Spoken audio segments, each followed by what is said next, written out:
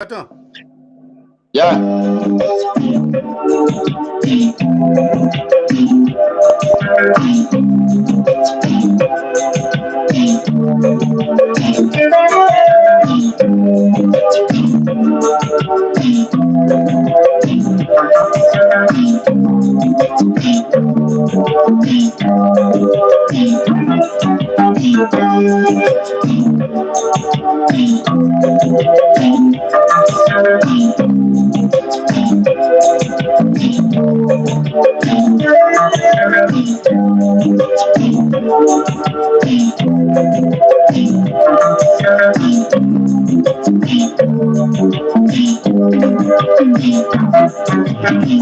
This is the time to come together to keep our country safe forever. So open up your heart, let us true love come in. Love is all we need to make a stand.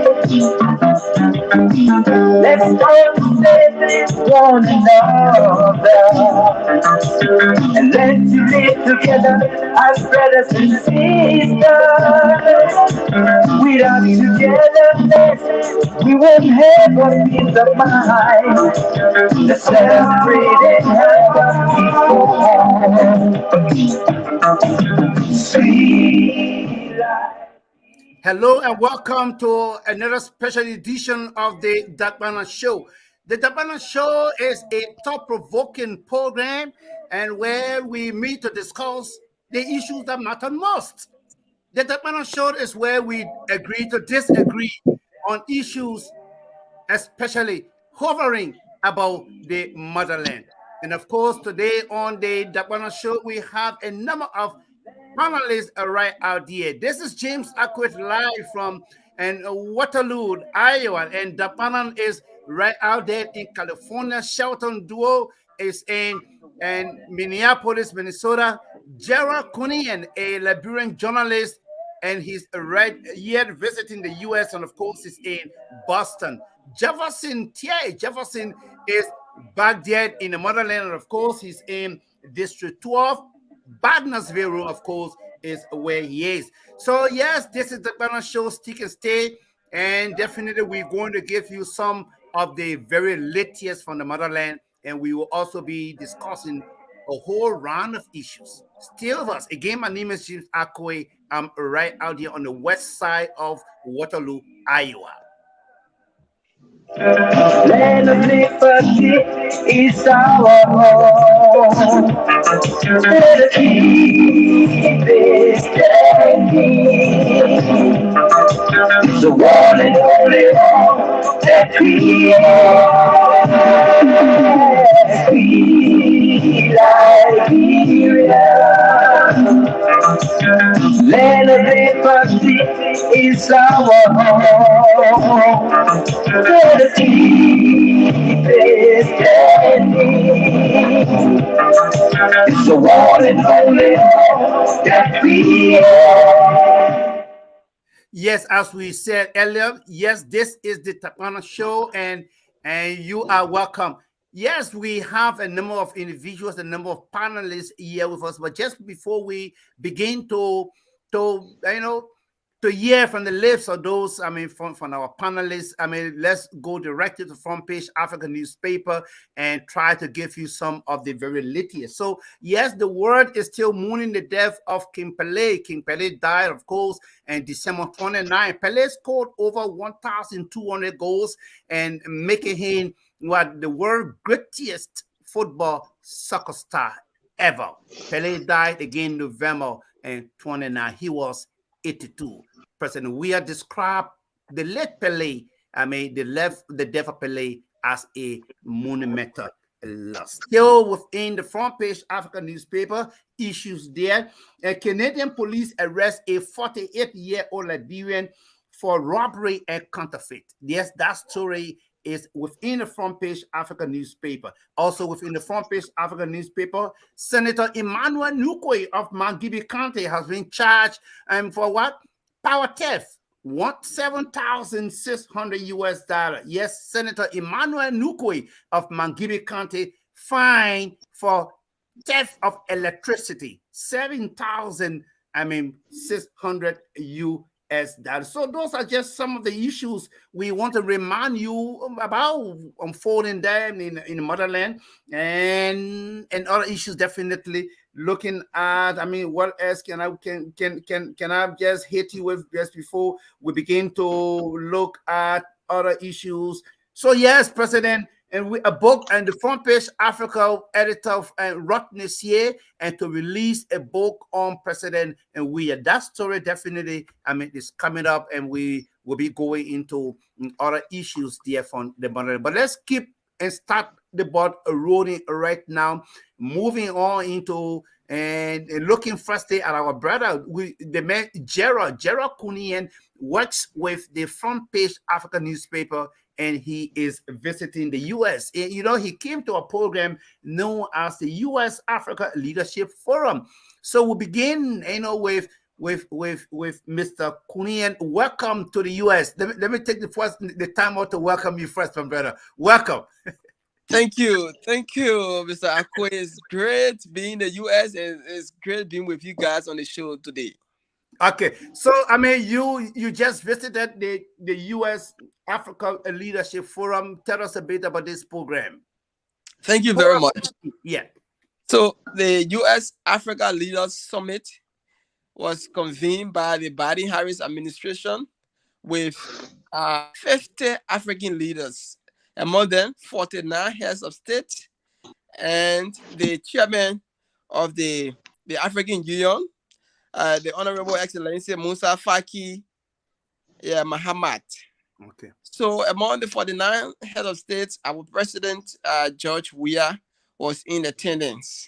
Okay. So though critics said the intent of the summit was to counter China's growing influence and Russia too coming in the wake of the war with Ukraine. So the U.S. wanted to exert its influence as the superpower and get more allies.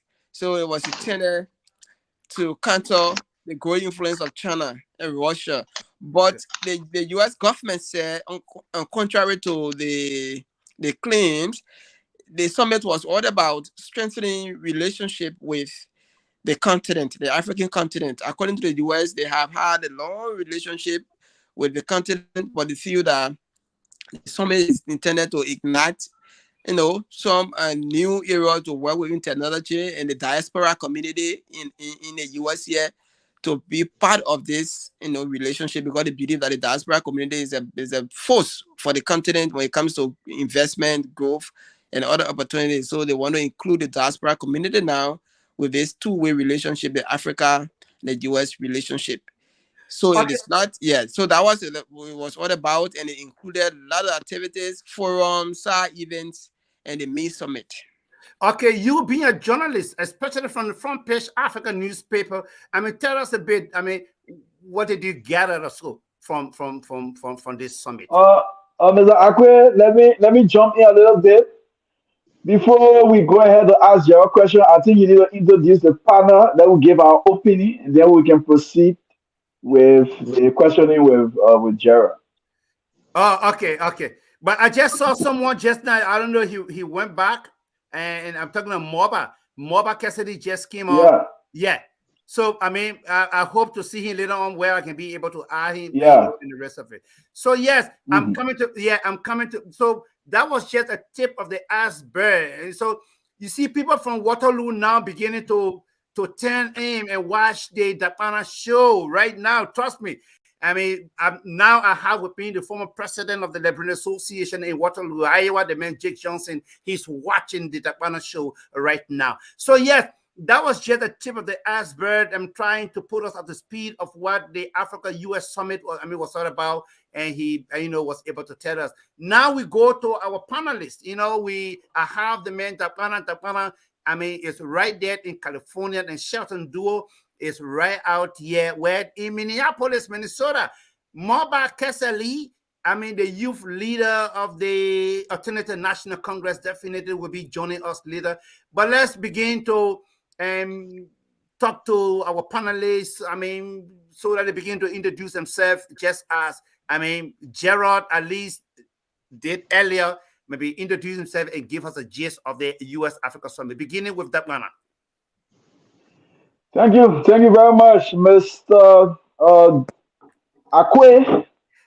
And we are excited to be back, and it's Yeah, good to have all of you on here. And yeah, this is the first day of the year, yeah. January 1st. We want to say we have crossed over from 2022. Now we are in 2023. The most talk about 2023. When you are a Liberian, you will know what I'm saying. The most talk about 2023.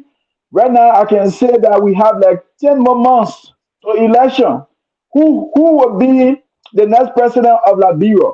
Will we have a newly elected president of Liberia, or will we have a re-elected president of Liberia?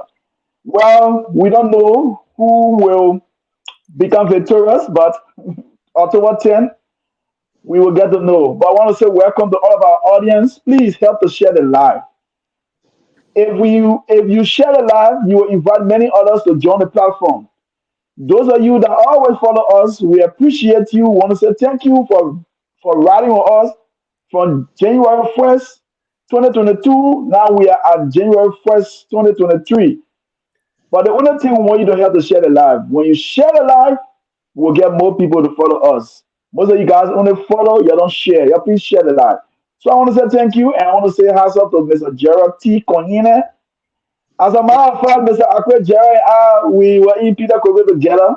Okay. And Oh, you know, he was our president. Yeah, he was our president. okay. Yeah, he was our president for that class. Okay. And one of the reason I had to leave. So Gerald is a brother and friend. And I want to say welcome to Mr. Jefferson S. Tier. I don't know. Jefferson is saying that he's the incoming representative of district number 12. I don't know how true is that, but anyway, but that he's the panelist today. When they will bring him on as a rep, as an incoming rep, then it will be a different thing. But I also Okay. want to say, how's the Sheton? Do we have Mulbah Kesselly? I saw Yeah, him. Mulbah You went back. Kesselly.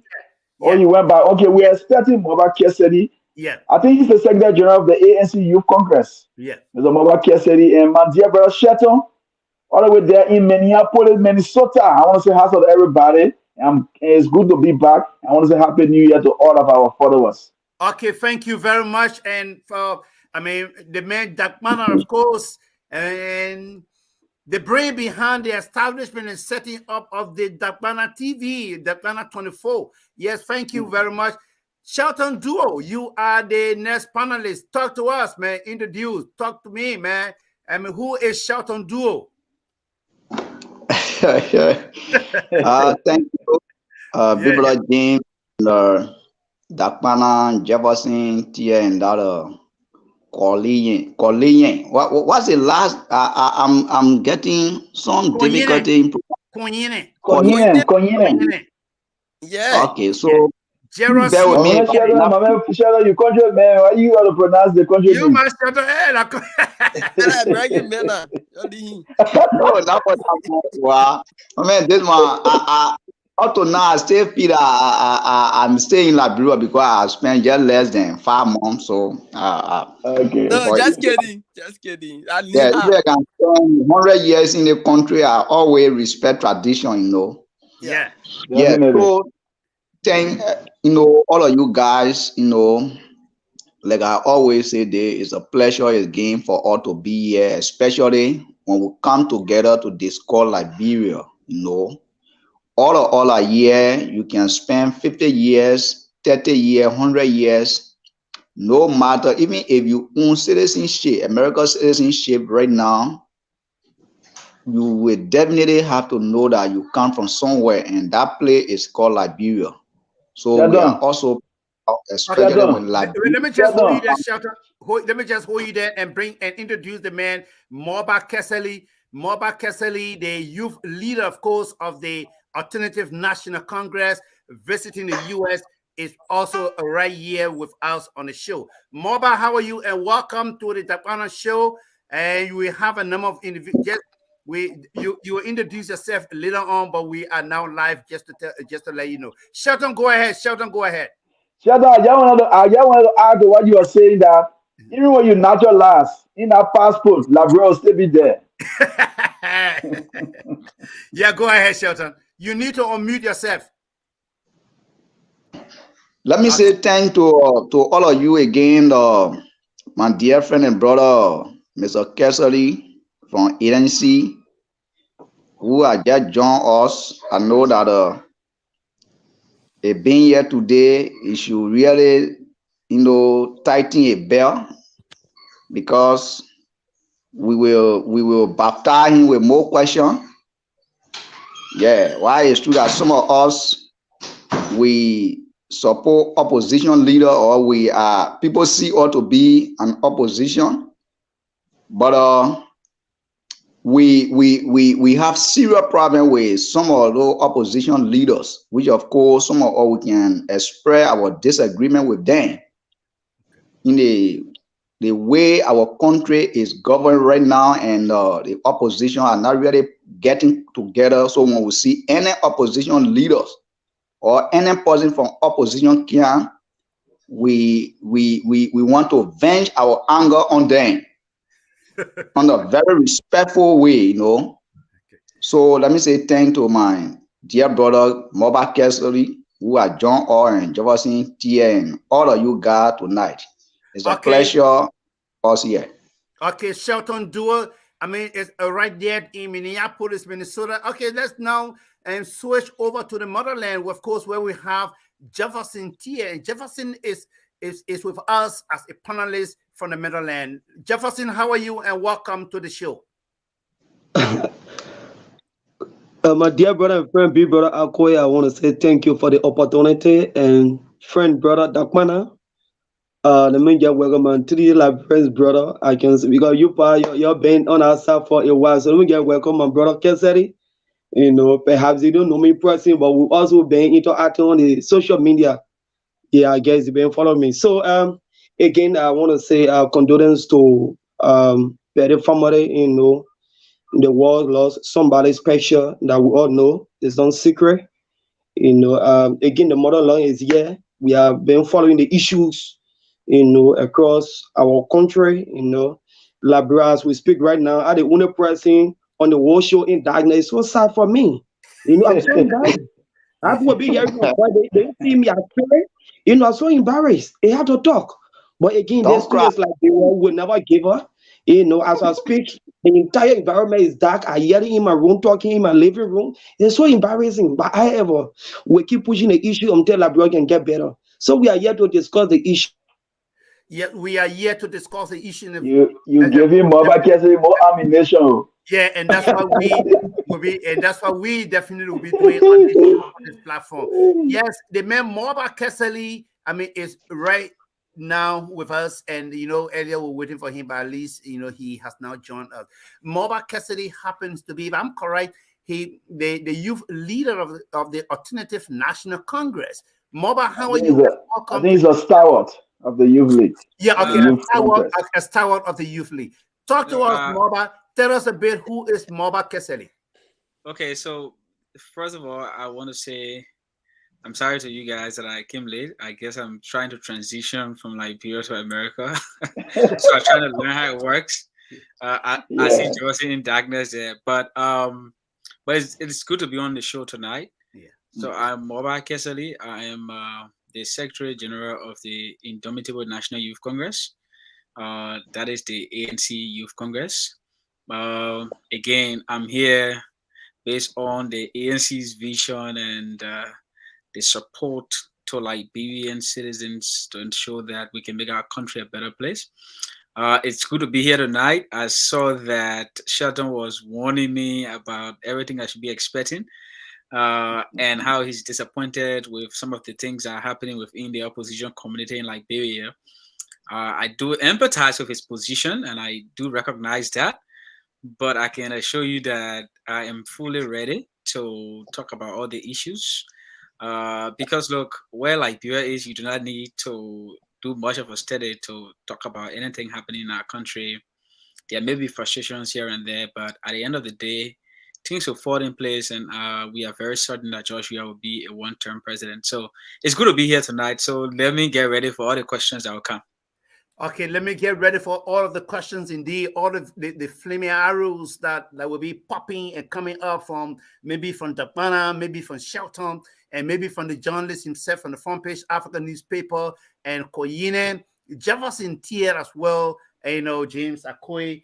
And so yes, let's keep and start the ball rolling now with Gerald. And Mr. Akwe, before you proceed, we're expected to have Mr. Papi Savior Colley, Yeah. who is also a panelist of a Liberian journalist. Also, we expected to have him.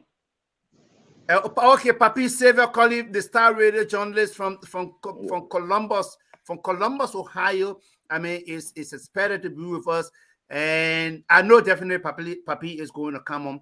But let's pitch the ball and allow Gerald Koinyeneh to toss the ball to really kick real high. There are 3 persons on the base now, and the person who's supposed to be kicking supposed to kick real high so that the other people will come home, right? And that's what happens. On yes, the kick ball, yes. When you have 3 persons already on no basis, I mean, it means you have to get someone who can kick real high, someone who will step that ball with ever increasing speed to put in all of the force, all of the energies, so that the other people will come home and you get some points. Koinyeneh, Yes, push sir. us and push us real hard. You just attended the U.S. Leadership Summit. I mean, where 50 African leaders, including President Weah, was. Tell us a bit, you as a journalist, what is it that you gather so from the entire exercise? Thank you very much. Kesselly, welcome quickly. And as I started earlier on, I said the U.S. government said the conference was intended to strengthen its relationship with the African continent, to bring the diaspora community together as well and work with the diaspora community as they work with the continent, because they believe the community here in the diaspora is so important to the growth and development of the continent. So what happened there? And in addition to the 50 head of state, including the chairman of the AU, 300 businesses from US and Africa also attended the summit. So you saw the richest man on the continent, Aliko Dangote. You saw they attending there, executives from big companies in the US here, Walmart, Amazon, and you guys know them. They also attended, and dollar deals were struck to support both private and public sectors on the continent. So in the deal worth 15 billion investment from private American companies was struck with private companies in Africa as well as government institutions. Yes. And one of the key point was 350 million going towards the digital transformation of Africa, where they will increase internet connection and education, young people to be educated and to technology. That was made by the president himself, U.S. President Joe Biden. And in addition, the Millennium Challenge Corporation, we know the MCC is so important on the continent. And Liberia has just passed the scorecard and is expected to benefit. But the 500 million agreement that was struck, it was only between the MCC and 2 African countries. They are Benin and Niger.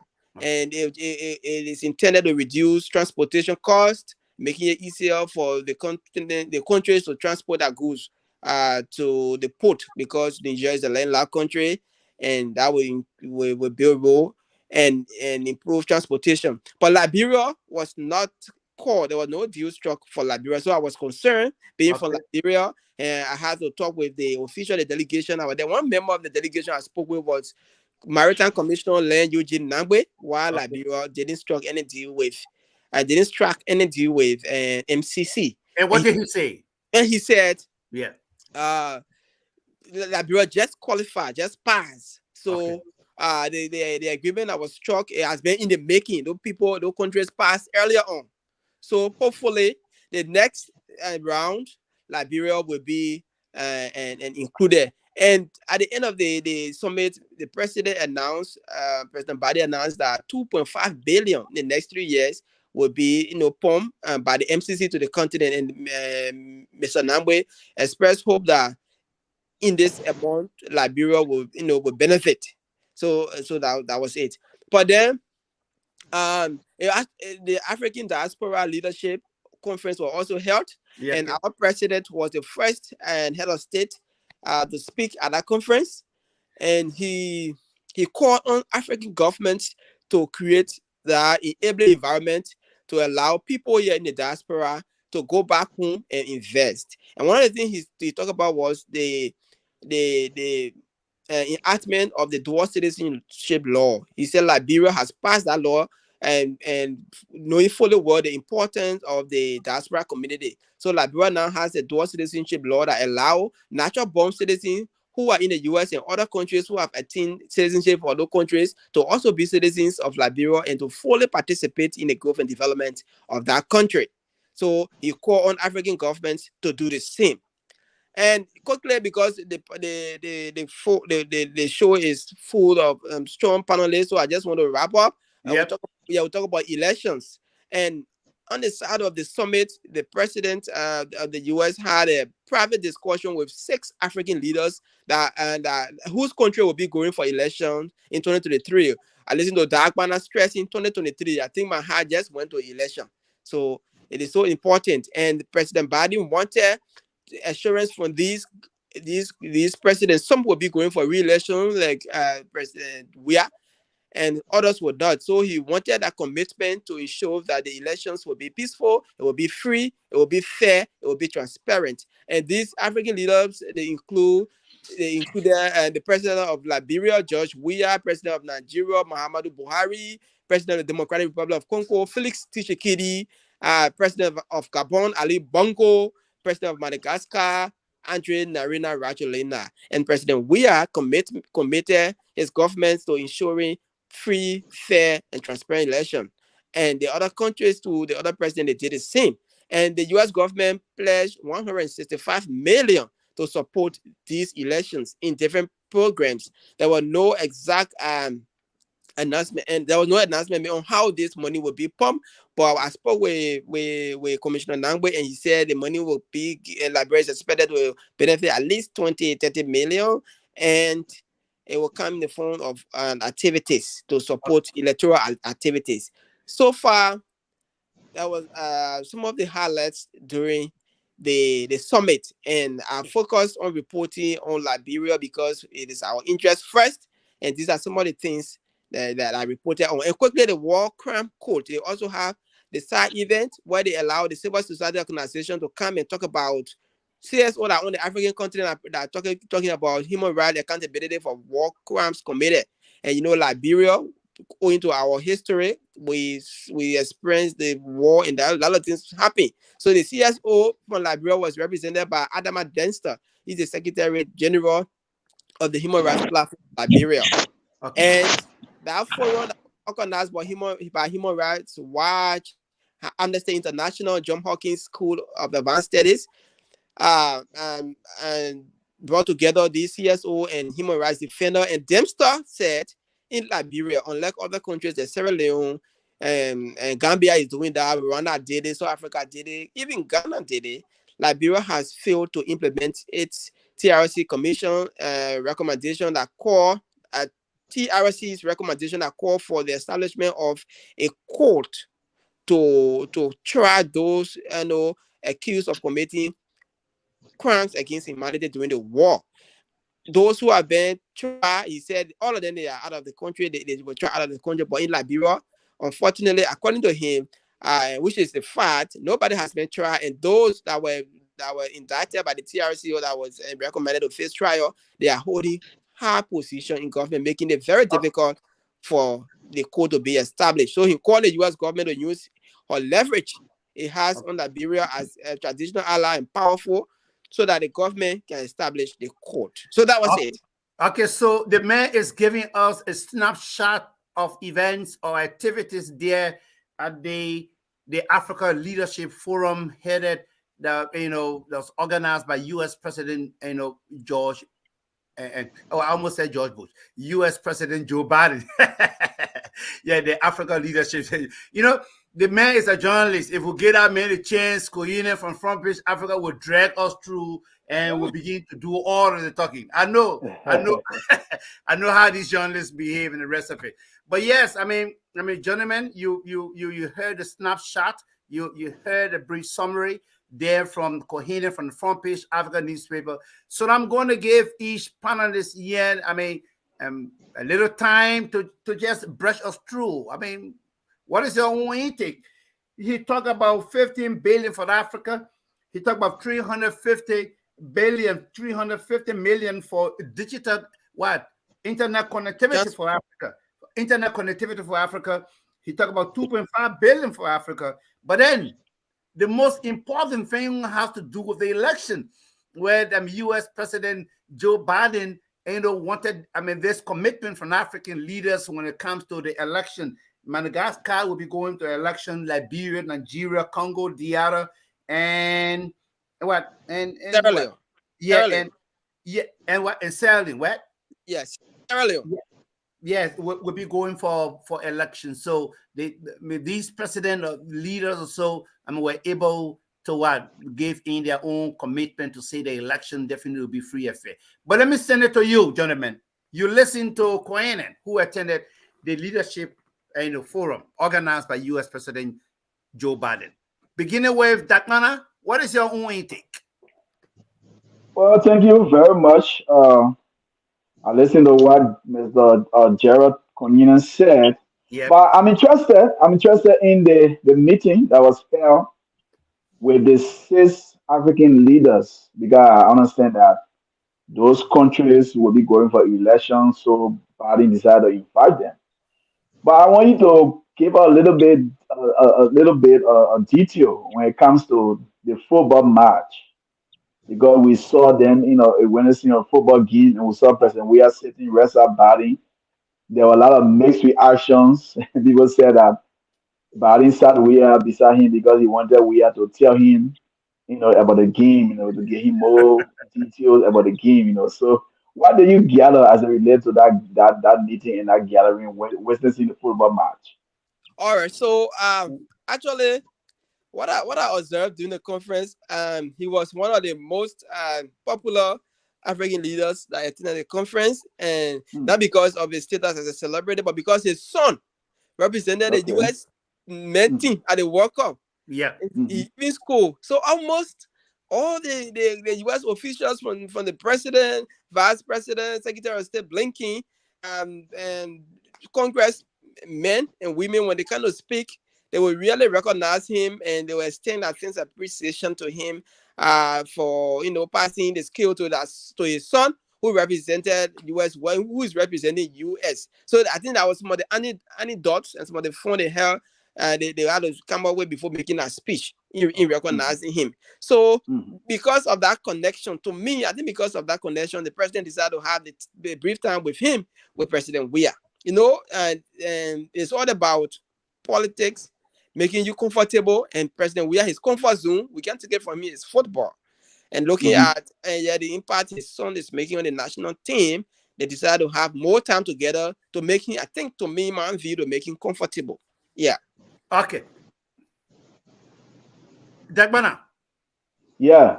Okay. So let's move on to another panelist. Yeah, let's move on, yes. Yeah, let's move on to another panelist. Let's go to Monrovia, Liberia, where Jefferson Tier is watching from district number 12, and Jefferson is watching from Bannersville.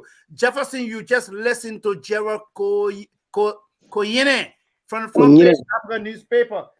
Where indeed he attended the U.S. the forum here organized by Joe Biden. What do you make of it?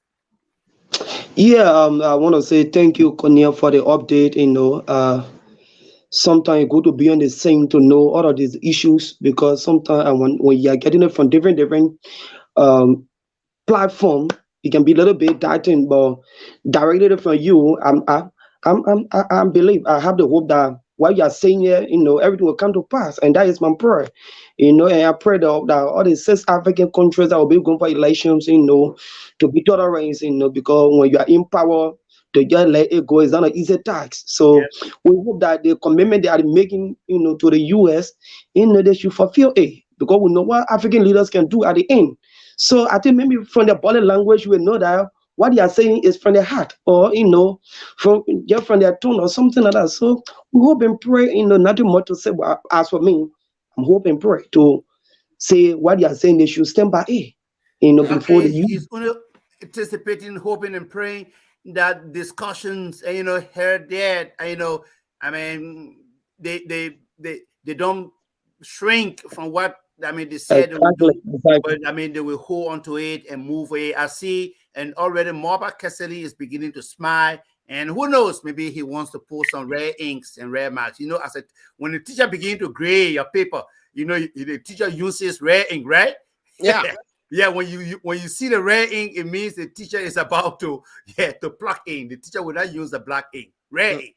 So no, I know Mulbah Kesselly will be using his red ink there, but we're going to keep, Mulbah Kesselly later on, and we're joining him. Shelton Duo is red in Minneapolis. Mr. Akwe, before you go to Shelton, Yeah. Mulbah Kesselly also having to be a journalist. I don't know where he's not an active journalist, but he's a journalist as well. Yeah.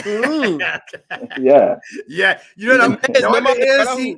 one the ANC took the man to represent the man, to represent the ANC. The man is to be on Hot FM, the Hot Morning Talk. From Hot FM.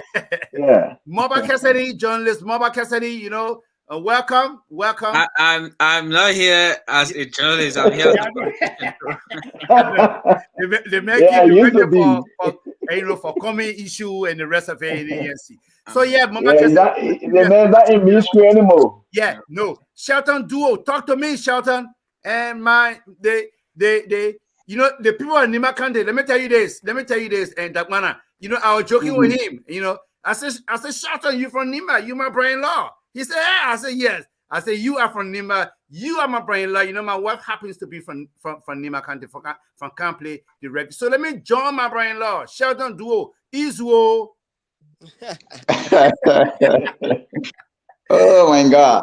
Thank you, brother-in-law. Yeah. Shelton, go ahead, Shelton. Yeah. What do you make of it? The elections that African leaders should be committed to the election.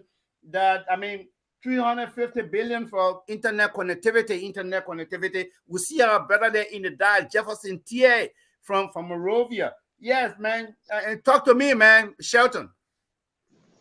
Yeah. Thank you, Gerald, Koinyeneh.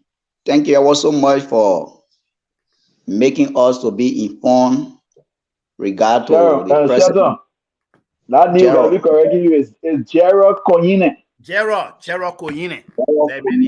If you hear the Koinyeneh, you said Gerald. Okay, I prefer calling you Gerald. Yeah. They'll put the old money until you run away from here. That is in the own outside again. I mean, I tear, something for me to. Okay, Gerald, thank you. Thank you ever so much for having us informed.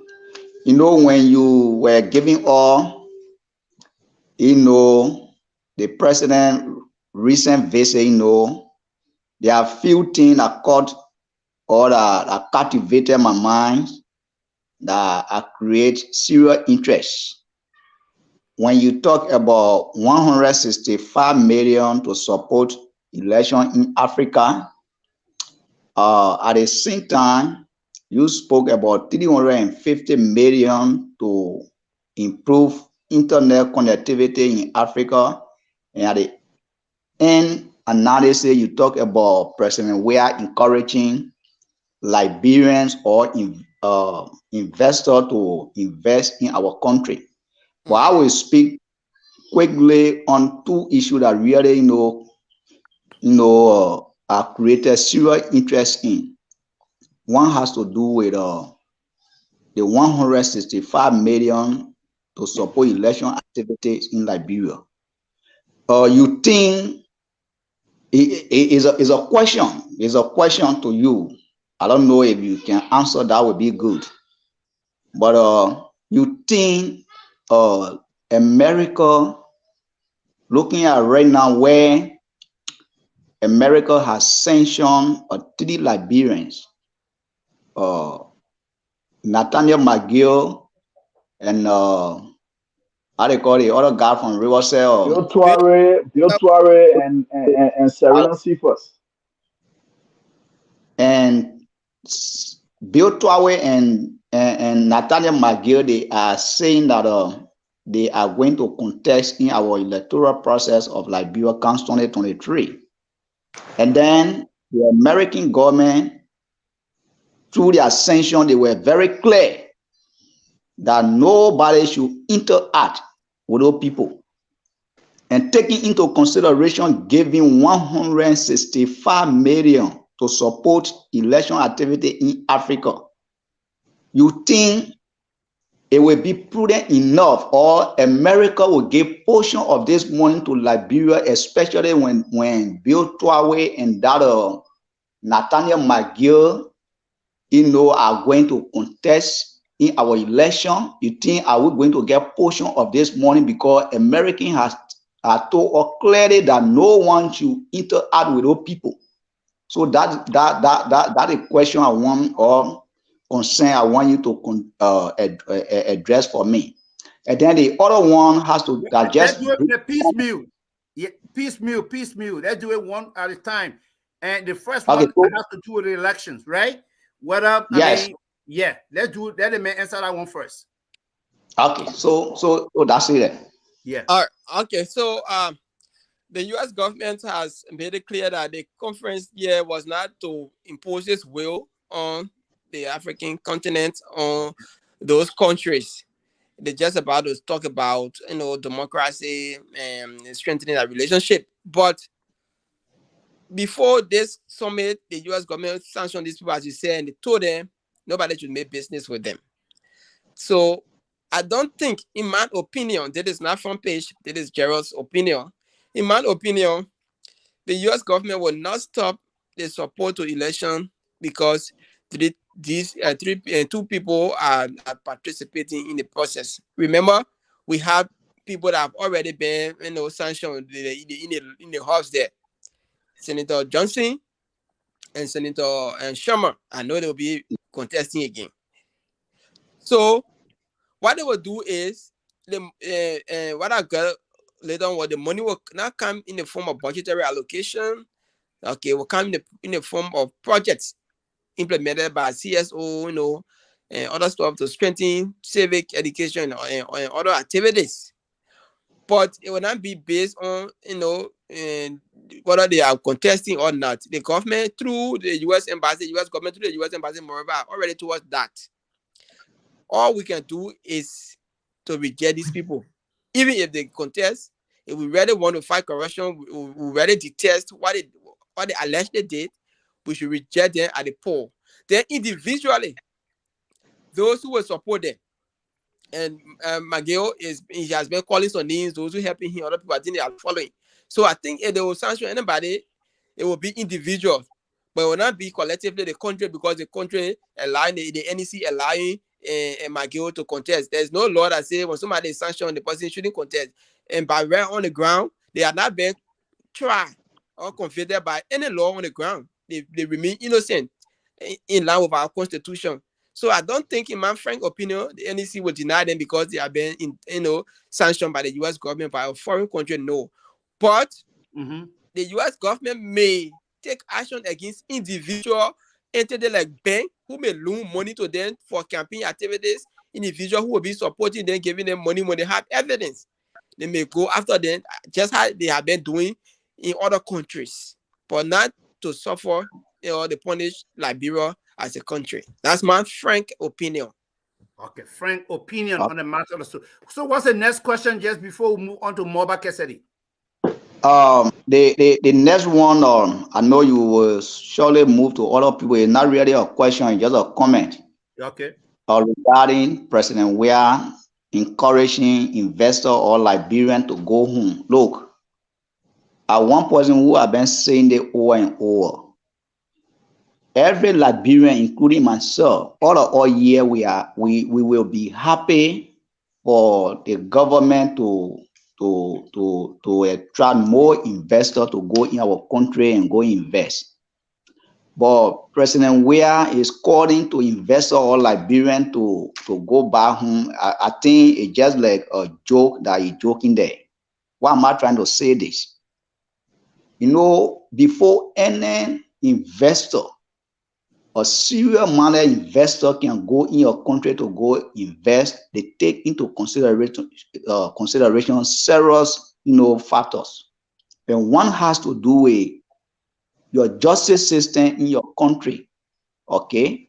The security system of your country. Because if all investors go in your country to go invest, and then one way and all those things happen, they want to get justice.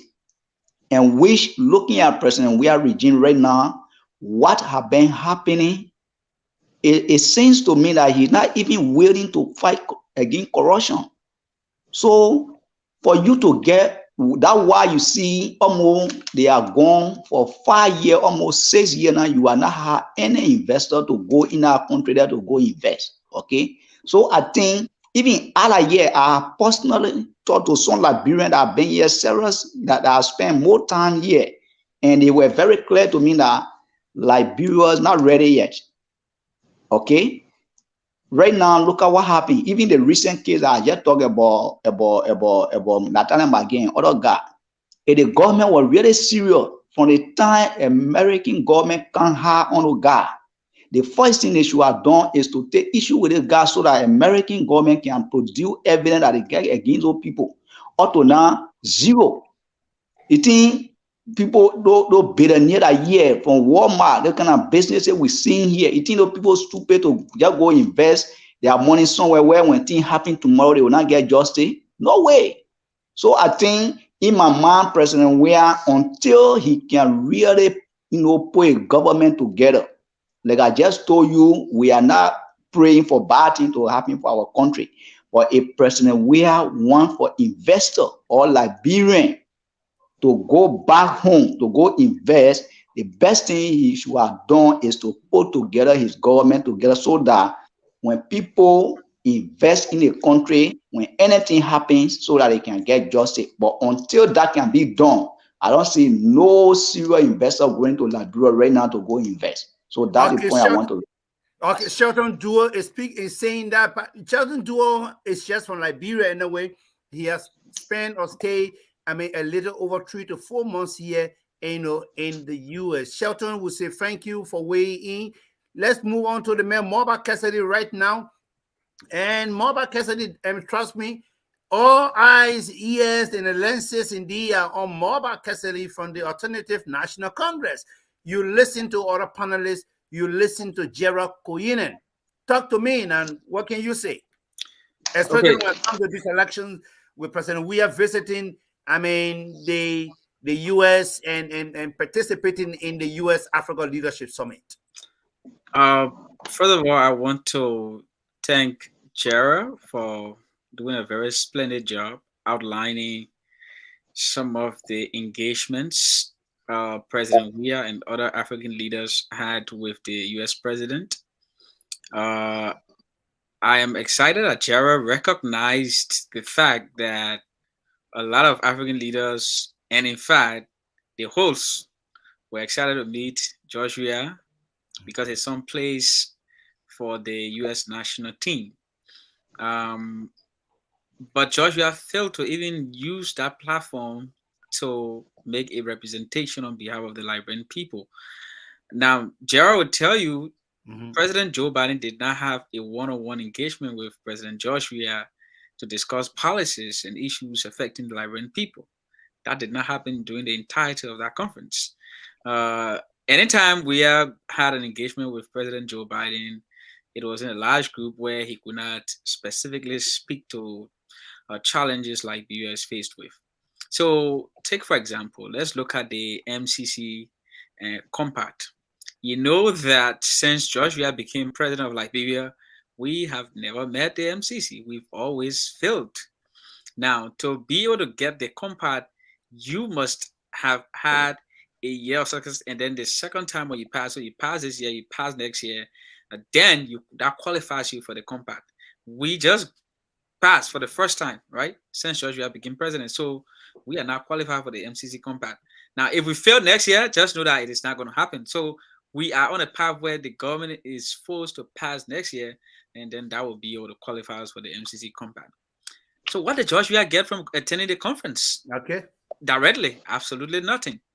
Now, Joshua's monumental failure to even have engaged with our international partners, our most important international partner. Yeah, because I mean, you see, I guess Mulbah Kesselly may be speaking from the background that Benin and Niger, will be walking away with millions. Even the Zambian government walk away with millions of Zambia dollars. walking away with millions. The Zambian government, for example, walk away with over $150 million of investment in the extractive industry.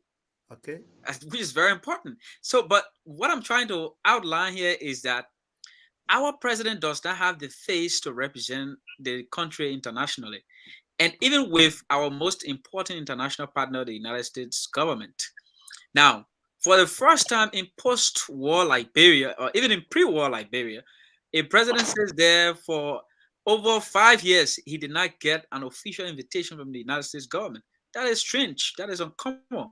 Mrs. Salif got invited to the U.S. She came and met President Bush. And we all know that very clearly. Joshua has never gotten an official invitation to have a one-on-one engagement with the U.S. president because you know what?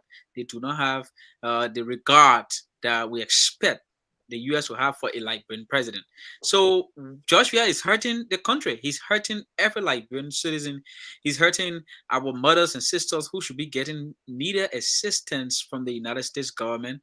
But because he's incompetent and he's not respected and regarded internationally, nobody calls him, particularly our most important international partner. So attending the U.S.-Africa Summit, what did we get? The same thing every other country that hosting elections. And by the way, do not say it is not Liberia that got the $165 million. No, all the other African countries that are having elections are going to benefit from support from the U.S. government towards their election. If you pay keen attention to what President Joe Biden said, the U.S. is trying to invest in Liberia. The U.S. see, not Liberia, Africa. The U.S. see Africa as a foothold to be able to compete internationally and on the global market. The U.S. see that Africa is an untapped market. The U.S. is going to be investing in Africa. The U.S. Secretary of State is going to be visiting African countries very soon. And is he coming to Liberia? No. Again, we are at the back feeder. We are not playing the central role we should play as Liberia, owing to the fact that we have a very strong traditional connection with the United States. Unfortunately, our president is our face right now, and the U.S. doesn't have any form of regard for him. So look, are we not challenged? We are heavily challenged in a lot of areas. The U.S. government could have invested in electricity, for example. The U.S. government could have invested in drinking water. The U.S. government could have invested in the health sector. But who is going to make our case? Nobody, because they do not recognize that Joshua is a serious president. And the key reason why they will not recognize him as a serious president is what we talk about, corruption. Now, the U.S. government sanctioned the most important official in Joshua's government. Aside from him, is Nathaniel McGill. The U.S. government sanctioned McGill for corruption, misuse of authority, abuse of power. Nathaniel McGill established bogus companies, gave them contracts to get kickbacks. So those kickbacks came to McGill. Joshua directly or indirectly benefited from the kickbacks. Now, Joshua suspended the 3 officials, McGill, Tuaway, and Cephas.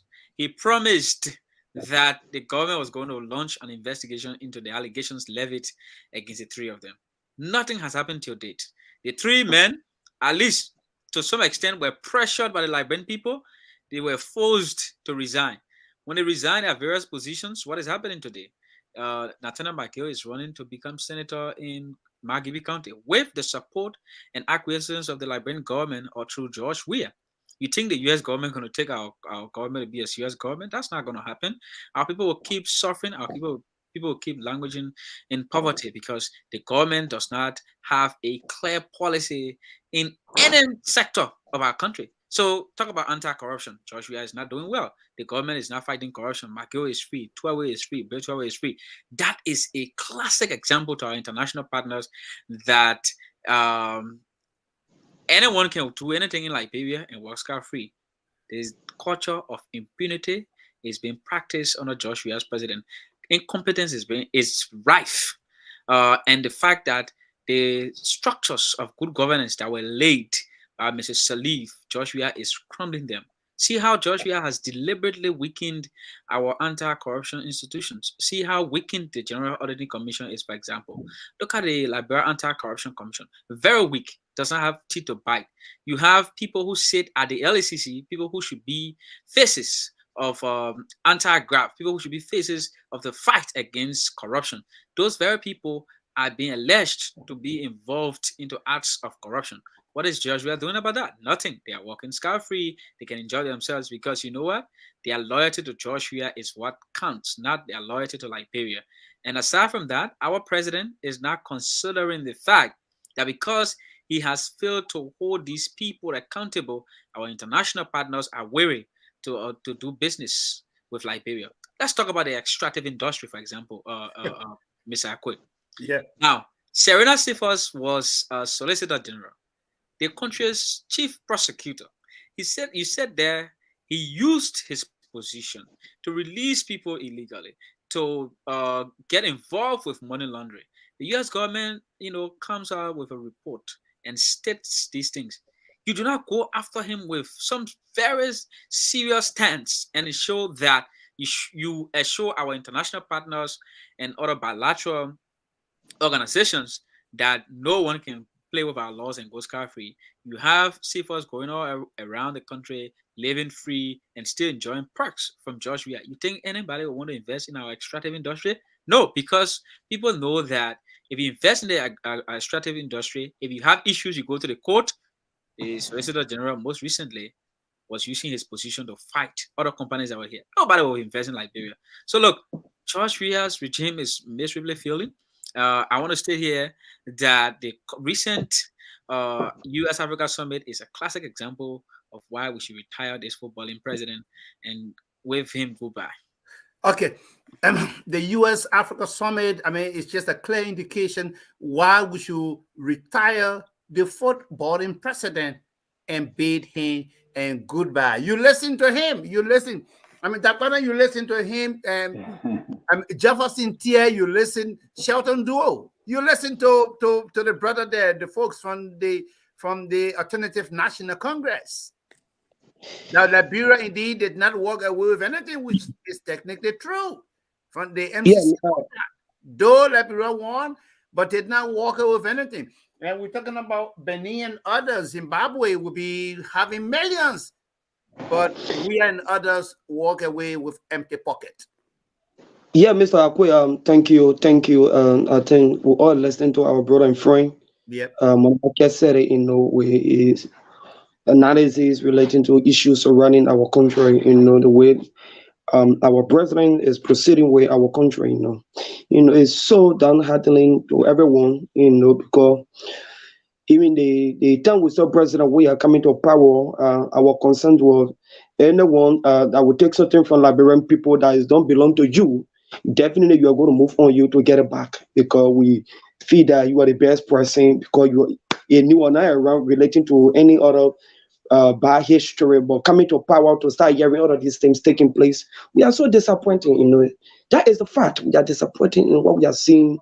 What is happening. That is the fact. As for me, I went to the court and I know what it takes, and we all know what the president is doing.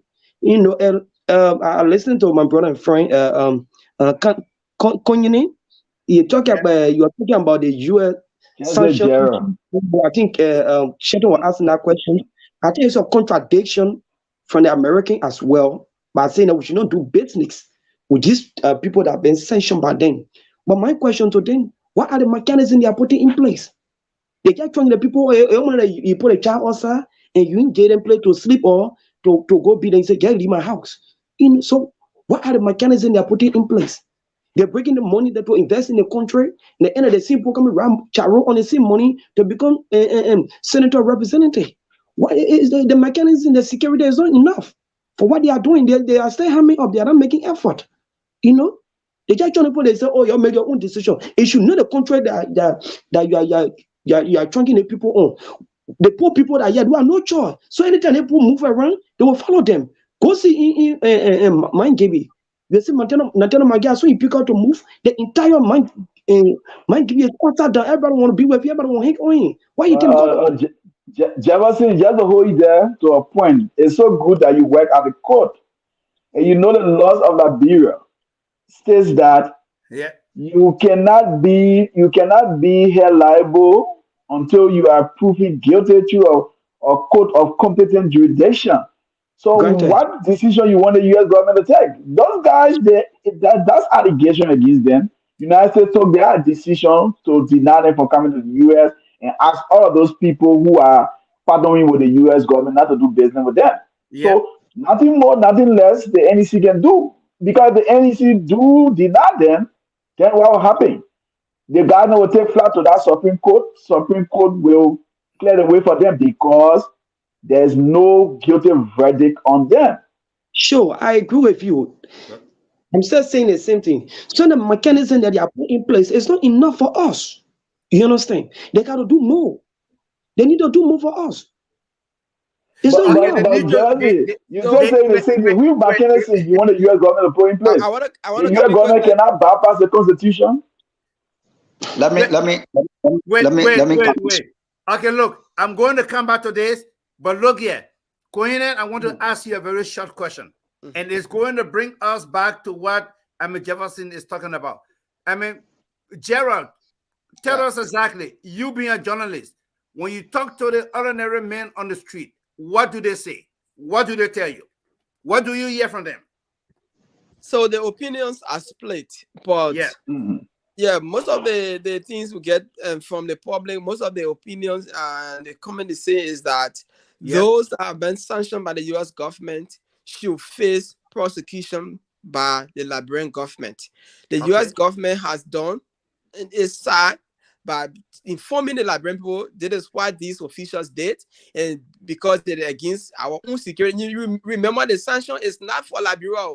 It is in the interest of United States security. So they feel that these guys are threat to their security. That's why they impose the sanction, not because of Liberia, not because of you. And anybody who continues to support them, they will come after you too, because you will be aiding, you will be abetting the guys then to continue to be threat to U.S. security, not Liberia. So it is now incumbent on the government to say thank you for flagging out these important points, and we'll take it from there. But you don't expect the U.S. government to can remote control your government to prosecute these people. The U.S. government not doing it for you. They're doing it for their own citizens, because they feed these people. They are taking money into corruption to feed other, something that maybe might end in terrorist hand or money laundering or other stuff. That's what they're doing it for, but not for you in the first place.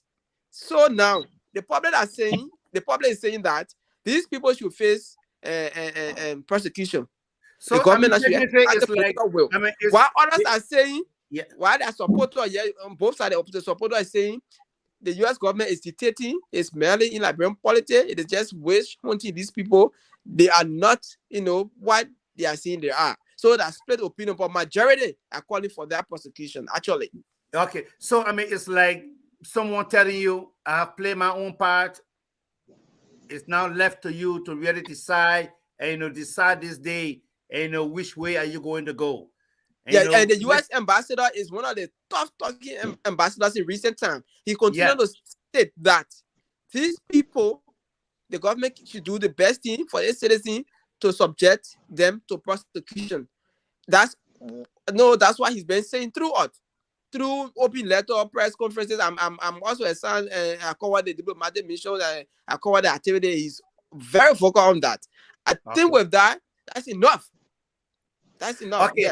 Yeah, that's enough. And I want to agree with you. So Jefferson, hello, Jefferson. Yeah. So Jefferson, when you speak to the ordinary Liberian men on the street, what do they say to you? What do they tell you? Especially when it comes to maybe elections 2023. What do you hear the lips of ordinary Liberian? Mr. Akko, let me be honest with you on the platform. As for me, I'm a socialist. I say that anywhere, I eat anywhere, I do anything, any hour, anytime to admit. Look, these people, we don't have no control over them, because the leader who is in power, the president, lack the will to prosecute the people. So the people get here to still join into the parliament to join the parliament. And it will happen. I'm telling you, we don't have the control. We don't have the control because the president is willing to do anything to them. So the people will enter. And when they enter at the end, when they enter, the trouble coming by again. That the lawmakers are not working. You understand? So now we'll go back to the president. The president like the will. You understand? It's true, American people play their part. By censoring and telling us these people are not good people for your country. You see what you can do for them. You see what you can do, but you should not make business with them. But up to present, my guys still moving with truck. When you say go to roll up, in mind give it doing as well. You know, it's so sad for our country. Shelton Duo, Dakpannah, I mean, the political will. We are, you see, mustering the courage and strength to prosecute these people and the rest of it. I mean, yeah, you heard him. Maguire's still probably moving with security details. Yeah. Mr. Akwe, I think we need to be straight up to the reality on the ground. Okay. We cannot blame President Weah for everything that happened in Liberia. Liberia is a country of law. It's not a country of men. The United States government came up and accused McGill, Serena Seaford, and that of Bill Tuare for involved with public corruption. They couldn't make allegations. They didn't submit any facts towards their claim. How will we prosecute? If the government want to prosecute, the government need to get the evidence. So the question we should be asking here, gentlemen, let me learn now. When I learn your talk, when I finish your talk. Yeah. Let me put my own point shoe. Then when I done your talk. But Mr. Akwe, the fact of the matter is that the question we should be asking is that is the government, the U.S. government, willing to present their evidence or evidences to the government of Liberia? Because the Liberian government will not prosecute if they don't have the facts, if they don't have the evidence in their possession. So we cannot be shifting blame on the government. We don't know what the government has done unless it's a spoon talk. And one of the surrogates of the government, Mr. Kev Hassan, said the Liberian government has since reached out to the U.S. government, but they are yet to provide the evidence. I don't know how true is that, but that's what he said. So that's what we should be asking instead of beating on President. We are beating on the government. Let me come in. Those guys, they're saying that they are willing to be prosecuted. They are willing to be prosecuted, and they know that they did nothing wrong. So the fact of the matter is that the right thing should be done for them to be prosecuted, but the government will not prosecute all facts. Okay, the right thing should be done to be Gerald. Yeah. So to what Dakpannah said. Yeah. First, I told Dakpannah that I just told the panel here that the sanction is not for Liberia. It's not in Liberia, not because of Liberia. It is in the U.S. national security interest, right? Yeah. And not only Liberian officials alone have been sanctioned. All over the world, Russia, we've been here with Russians, and other people have been sanctioned. So in Nigeria as well, yeah. In Nigeria, and the information that the U.S. got and the evidence, it is through Liberian, through the media. Tell me one thing that the U.S. government outlined that have not been reported in the Liberian media. You have government talk about debate. Thank you, yeah. In a lot of activities there, right? Yep. Somebody from his own, one of his staff on the port of Buchanan came out and confessed. All the things that was reported, all the things the U.S. government announced in the sanction, somebody confessed. And Maguire has been accused over and over. Serena Seaford, the Ellen Kogwa and Saka, and a lot of things. So it was, and that's something, most of the things as soon as being reported, and the people do extensive investigation and come out with a funny. They are not working for you. So you don't say because they get evidence, so I will not prosecute. But yeah. For U.S. government. But Gerald, how will you prosecute? You don't have empirical facts. Yeah, but so Gerald, you go after the facts. You look for it. You saw the evidence. If you really want to fight, you appreciate them. You work after it. But you don't say if they give it to you. They are not doing it for you. They're jobs. And that U.S. court prosecuting them. But not U.S. court. That you. So you go after it. They are using. You get the facts. Follow the newspaper and publication. Get the source. Look for witnesses who have been coming up opinion. I've been saying it. A lot of people have been accusing my girl, Liberians and foreigners. They've been accusing my girl in the build up to the sanction. The same thing about 2 hours. The LSCC investigated 2 hours and said he was. They did all the other investigation public. 2 hours, they didn't call press conference on it. And now they announced, they say he's free. Go back to the LSCC. So it shouldn't be like you waiting for Liberia and US government to give you evidence. I think that is disingenuous. When the government say that, they should exercise the political will. If they really want to fight corruption, they should. So that's it. The government should muster the political will. Don't wait. Yeah. And this opinion is solely Gerald Koinyeneh opinion, not from. Yeah, definitely. We know that. I'm giving you yeah. I'm feeling with learning something. I'm talking now in my capacity at Gerald Koinyeneh. Yeah, yes, we know that. Yeah, yes. Is that we love Mama Kesselly, Mr. Akwe? Yeah, we lost Mulbah. Yeah. We hope to get Mulbah Kesselly back. I mean, Okay. right out there. Shelton. You know, here is the thing, Brother James and other panelists. Look, I listened to Dakpannah you talking about the American government. They just talking, they not presenting any evidence. Look, America or American government will not present evidence on Broad Street. You know that. They will not carry their evidence to Waterside to go drop it there. Those guys have been accused. Look, it look like we quit to forget, Brother James. We quit to forget. Liberian, we quit to forget. When Andrew Wamplo, yeah, Andrew Wamplo from the the passport section. director, Yeah.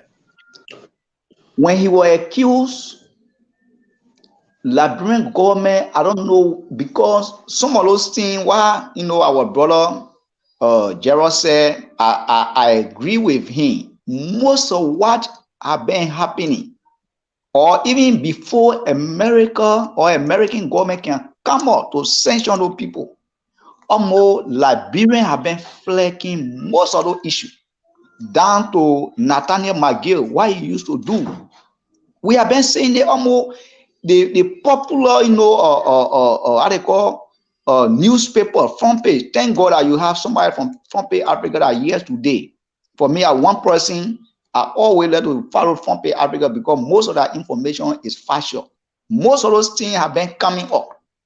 So, if a government, if you really serious of fighting corruption, the first thing you should have done is send a guy have been accused. Let's take that to be accusation now.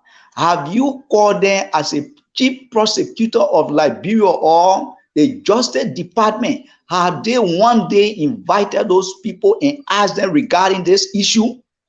Or has Liberian government take those people to court regarding? Because right now you talk about the people will not come out to say, there is evidence here until you can take them to court. Or those that have been accused, have they challenged the American government to say, hey, this thing has to do with our integrity and we are willing to challenge it through the competent court of jurisdiction? Have they, gone to court to exonerate themselves? Send, according to you, they are not being involved into those things? No. When Andrew Wamplo, were accused about corruption, Liberian government was very hasty. I don't know what kind of interest they see in the thing. I don't know, they were want to have something that they went to court quick. At the end of the day, they said the men were not guilty. American people told them, say, hey, even though you guys said the men were not guilty, but this guy, we are going to sanction almost everything that you were indicted for. It is true. So have they challenged that in the competent court of jurisdiction? No. So we should not sit here for those guys to be passing all around talking things that they don't even say that they don't even say no of themselves. Finally, I listened to Dakpannah. They talk about The people had to go to look. America, that's why I earlier asked the question about America coming out to support our electoral process. America is I would say, they are our grandfather. I will not even say uncle, or other people can call them Uncle Sam, but they are our grandparents. Okay? When the people need a child status, what crime that child status commit before they can even arrest him? At that time, George Bush, our foreign media small when George, I don't know, was that George Bush? Yes. When he had an interview with BBC, there were questions that they asked him specifically that, hey, you guys are calling for child status to be 10 or child status is very high here. So why if he refused? The answer George Bush gave that time is, you don't take any, no as an answer to anybody. Yeah, he was not taking no as a response. Yeah. As a response. So what more about those the kind of democratic, government that is seated right now? You see, the people were really serious. That's why I told you from the beginning that all the things present we are talking about encouraging investor. That Jeff Fiasco thing he on there because there will be no one investor go in our country. Look at how our country is being run today. Most of the garden, that's why I was very much disappointed again the last time when I read, Vandera Patrick post talking about all kinds of crash the last time. Those guys were in Manasedi flesh. They talking about hunger strike, Manasedi step down campaign, all the kind of things, mobile model, all the guys they were on that thing. See how our country have been run today. Then he's saying that Dakpannah telling us that there is no evidence. So we will not carry the evidence to Broad Street to go drop it there. Let the guy go to court and say, hey, we are ready to exonerate ourselves. Let's see whether they will survive from there. Okay. And can we have a comment or so from Jefferson Tier in Morovia? And when you talk to the ordinary man on the street, man, what do you hear, especially when it comes to the upcoming election 2023? Yes, we'll soon be putting up the number. That call us if you just watching and monitoring us, and in a few seconds, definitely will be putting up the number to get you. Dakpannah, can we put the number up now? Yeah, definitely. But before I do that, Mr. Akwe. Yep. The thing about Liberia, we all love our country, so we should put where right belongs, where we need to be, where it need to be. We need to put it where it belongs. I know Shelton is so obsessed with this government, but the fact of the matter is that the truth must be told. And for me, I'm not a partisan of the government. I'm not a partisan, but I look at the facts and I speak to the facts. People call me sedition, fine, but I speak to the facts at hand. Now, even the U.S. government, when they came out with that report, without sanction or stuff. What they said if any of those people feel somehow and want to challenge it, there's a process that they need to go through. The U.S. government said the Liberian government will prosecute or they will be prosecuting Liberia. They said they should follow a channel. So we don't really know if the guy's following the channel. Because if you listen to Mangio, the last time Mangio said he want to clear his name. But even if the Liberian government go ahead and do investigation, would that say change the United States government mind? You got to see people when the government do investigation and Magio is clear, they will say, oh, the thing was stage managed. We saw what happened to Andrew Wamplo. We saw what happened to Andrew Wamplo. When Andrew Wamplo was prosecuted by the Liberian government, what the court said? They played a jealousy tier work. The court said Andrew Wamplo was a free man, he did nothing wrong. Right after that ruling, the U.S. government came out and put the sanction on Andrew Wamplo. That how can the Liberian government gonna go back and re-indicted him? So you see, that's a fact. So let the guys then exonerate themselves through the process provided by the United States Treasury Department.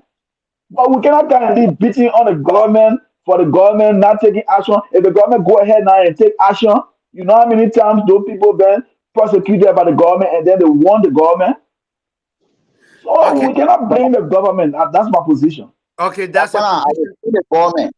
The Yeah, reason and you will blame the government okay, is who has the top secret Shadow, power. without that logic, you feel making a point. Let's go to the next question. yeah. Jefferson, No, I how just are you, want to. I Jefferson? just want to Jefferson, brother, before you Jefferson, go, Jefferson. No, no, hold Yeah, on, yeah, hold on, hold on, hold on, you hold on, know, hold on, hold on, uh, yeah, hold on, Shelton, hold on, Shelton. And yeah, how are you, Jefferson? yeah, Mr. Agwe. Yeah, go ahead. I mean, what is it? I mean, when you speak to the ordinary man on the street No, and hear the yeah, to admit, the momentum of the election 2023 is very strong in Liberia. I think this is my third time, yeah. to say I'm going to vote. This is my third time. So what I'm seeing, But what is it? uh, Okay, you are going to vote on what basis? What is it that is pushing you to election? I mean, this time around, why is it that you really want to vote? Is it that you want to vote for continuity, that we should remain in power, or you are voting to ensure that we leaves power? Tell me it's not some. so much, it's not we have to leave power, but rather to get a rightful pricing. Because the thing Get a is, reference person. Yeah. yeah, to get a rightful pricing. The thing is, President Weah is the president that Liberia are being elected to officially come into power, a changing power with former president. I think it's a good principle, it's a good thing for every leader to do. And as for me, all the other history I've been reading, this is my first time to see a history where two Liberian presidents are changing power. So everyone was accepted of President we are coming to power. But today, it's just looking at President we just got in the office, unknown to the Liberian people. To admit. So right now, people don't want to see President Weah. You go, you come on shot. Yeah, so you think Liberians are angry, and why you think? Is it because of a bad and terrible economy? They are angry because their expectation, the expectation of President Weah coming to power is going. Are you listening? That is accurate, That is accurate, Mr. Akwe. Yeah. Weren't you here? Didn't you see Trumpet Africa? Didn't you see KMTV? Didn't you see the rest of the other online television when President we entered the country? The people you saw over there, are they not Liberians in their numbers going to welcome President Weah after he spent 48 days of the country? The crowd politics. The lens that Jefferson is using, that's their own lens. I think that's a dull lens. But the fact of the matter is that everyone will not be in favor of President Weah. Even Eddie, everybody was not in favor of her. Taylor, everybody was not in favor of Taylor. But you have people supporting those people. And Weah has proven to be somebody who is loved. Just recently, we saw the people gathering in their numbers, welcoming him back to the country. Jefferson. Dakpannah, please allow me to line. Please allow me to line. Wait, Jefferson. Yeah. Yeah, so Dakpannah is saying it has been proven that Weah is being loved by the people. Is it really true that the people really love Weah, or that people are just waiting, anticipating election 2023 to boot him out of power? I want for you to save these messages. I want for you to record it, especially from the platform. Okay. President Weah is not going back. I know what I'm saying. What? Yeah, on what basis? On what basis you think we would not retain power? I think I told you earlier that as for me, I'm a socialist. I go anywhere, I sit anywhere, I eat anywhere, I do anything anywhere. I know what the people can talk about. President Weah. And I know the momentum that President Weah he had 2005, 2011, 2012, up to 2017. We know the momentum. I want my benefit from RIA to all the way. EW Junction for President Weah. You walk from where? I walk with my bare feet from RIA to EW Junction. We've got to go on Texas. That was in 2015, 2016? 2005, 2005. Oh, 2005. You walk from RIA and from RIA to Monrovia because you loved the CDC at the time. And you probably thought that the guy... No, not because I love CDC. No, Mr. Don't get me wrong. Not because I love CDC.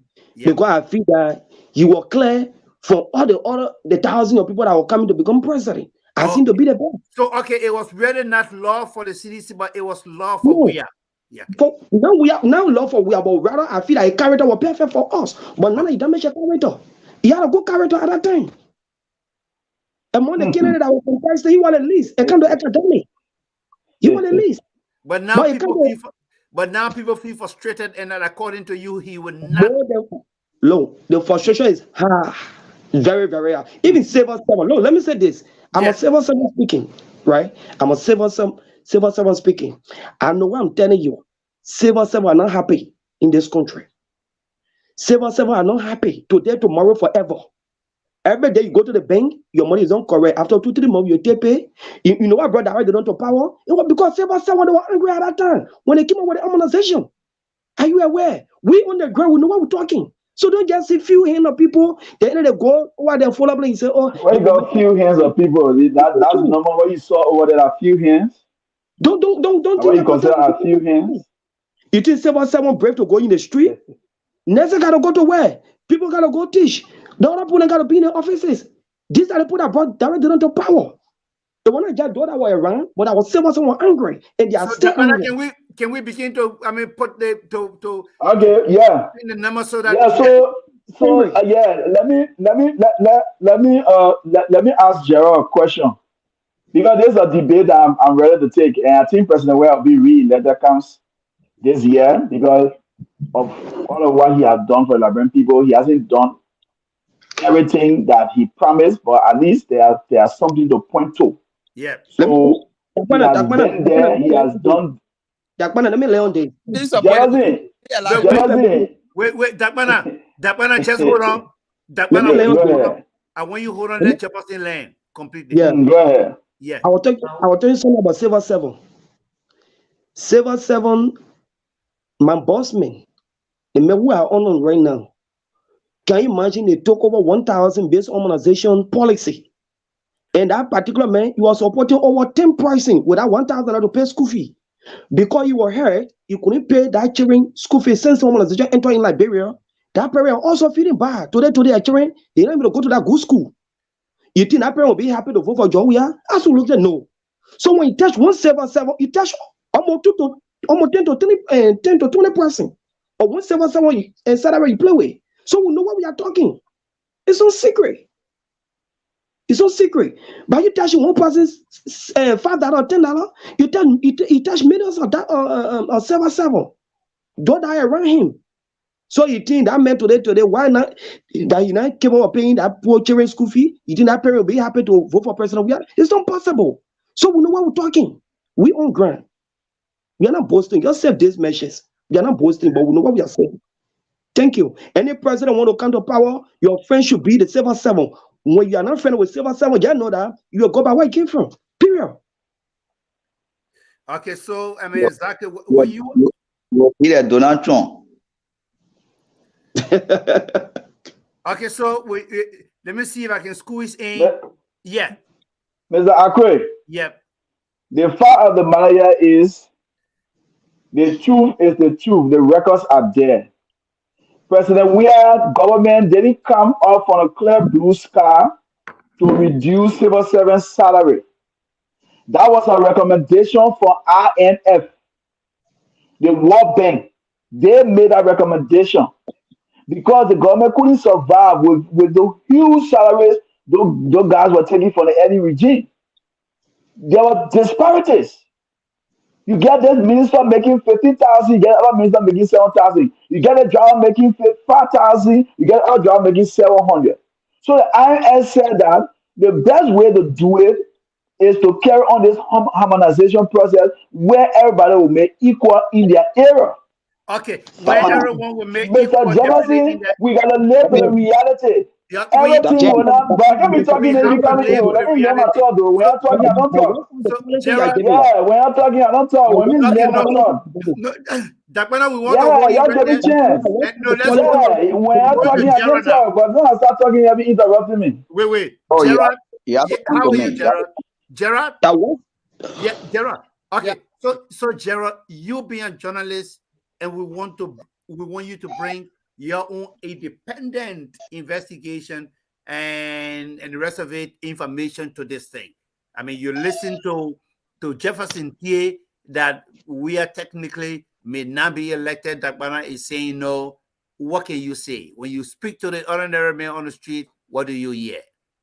So again, the opinions in Monrovia there, they are Yeah. split. Split. Okay. Yeah, the opposition and the ruling people, they have that support base, and if it gets on the opposition side, they will definitely express the sentiments of Jefferson, and the ruling party, the sentiments of Dakpannah.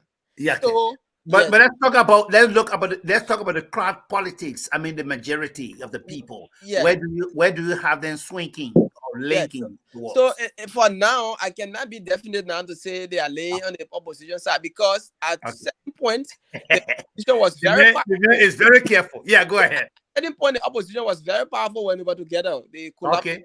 political parties. I know Yes. where Kesselly gone. I know people told him say he should go or what. I know. Yeah, and they were very powerful. And the by elections, those elections, they were winning. Yeah. The momentum, the crowd, and the opinion polls were saying, yes, indeed, the opposition, when they stay united, they can make it. But since they split, they have not been as strong as they were when they were together. The local county election, the hotly contested election can tell you, if the opposition community was united, they would have won landslide. You know that. Okay. So for now, with the division in the opposition, it is really my own analysis now. Yeah. It is weakening them, and if it continues, we have already in 2023. If it's still like day, if they don't recalibrate, Okay. re-strategize, they will not be as strong as they were going to the poll. So that gave the ruling party some edge now. They are saying during the runoff, when the ruling party go, in the runoff with one of them, they would jump behind. But I think, to me, that would not be a good thing. It is good to be united from the beginning and to the end. But you can't divide. You get at each other throat. You bring each other weakness. Say all the bad things. Then within 2 months, you think you can forget about that to be together and do and succeed. That would be unlikely. When they were united, they said individually nobody can win. I think that sentiment is still hold to me. Individually, nobody can defeat the ruling party. So I think that's it. So this is a message to them. You say what? You still hold that sentiment that it's difficult to defeat the ruling party. Okay. Individually. Individually. Okay. Yeah. Yeah. But coming together, amalgamating their strengths, definitely. Yep. So I mean, Jefferson. Hello, Jefferson. Yeah. So what do you make of that? You know, but we are going keep going to Jefferson back to back. Jefferson was coming to you. my brother Gerald trying to save a late job because you don't want to all function on the front page Africa issue, so you're a little bit careful. But I think you understand the issue than me because you on the front line are getting news, so you know what I'm talking. Let me repeat. You touch 177. You touch more than 2 to 3 person or 4 person or 20 person. I know what I'm talking. There's Liberia. You understand? Some of our eyes open almost 20 to 30 years ago now. We know what we're talking. We know the issue. So for my brother Gerald to be here, he acting a data. I don't know why he's here. But I have I'm not afraid. Why should I be afraid? Jefferson, Jefferson, we are speaking to the reality. Haven't you follow the radio OK FM or Spoon when they do the pools?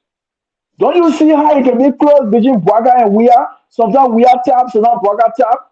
So what you saying you want to make it look that We Are is not popular, We Are is falling flat. That's not true. We Are still has the popularity on the ground. And you can't doubt that. Nobody can doubt it.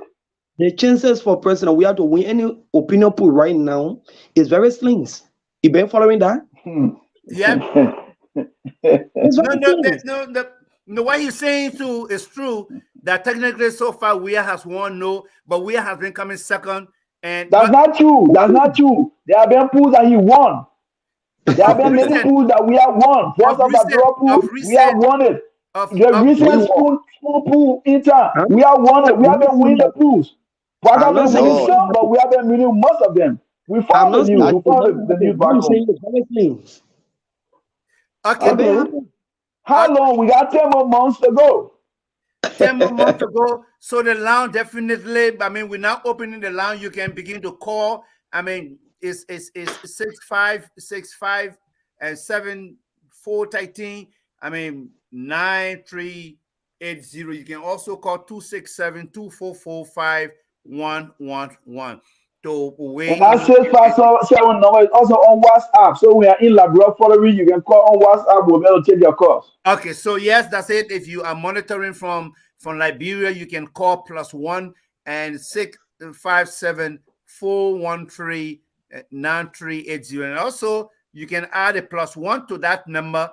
You can be +1 6+1 267-244-5111. You can call on WhatsApp. And Mr. Akwe, Yep. I also spoke with Mama Kesselly. He said that his phone ran out of current and he's not home. So he's trying to charge it in the car. He may likely come back, but I don't know how true is that. But we are hoping that he can come back. Okay, so Shelton duo. Shelton? Yeah, you getting me? Yes, go ahead, Shelton. Yeah, let me first of all register some frustration in that man right here.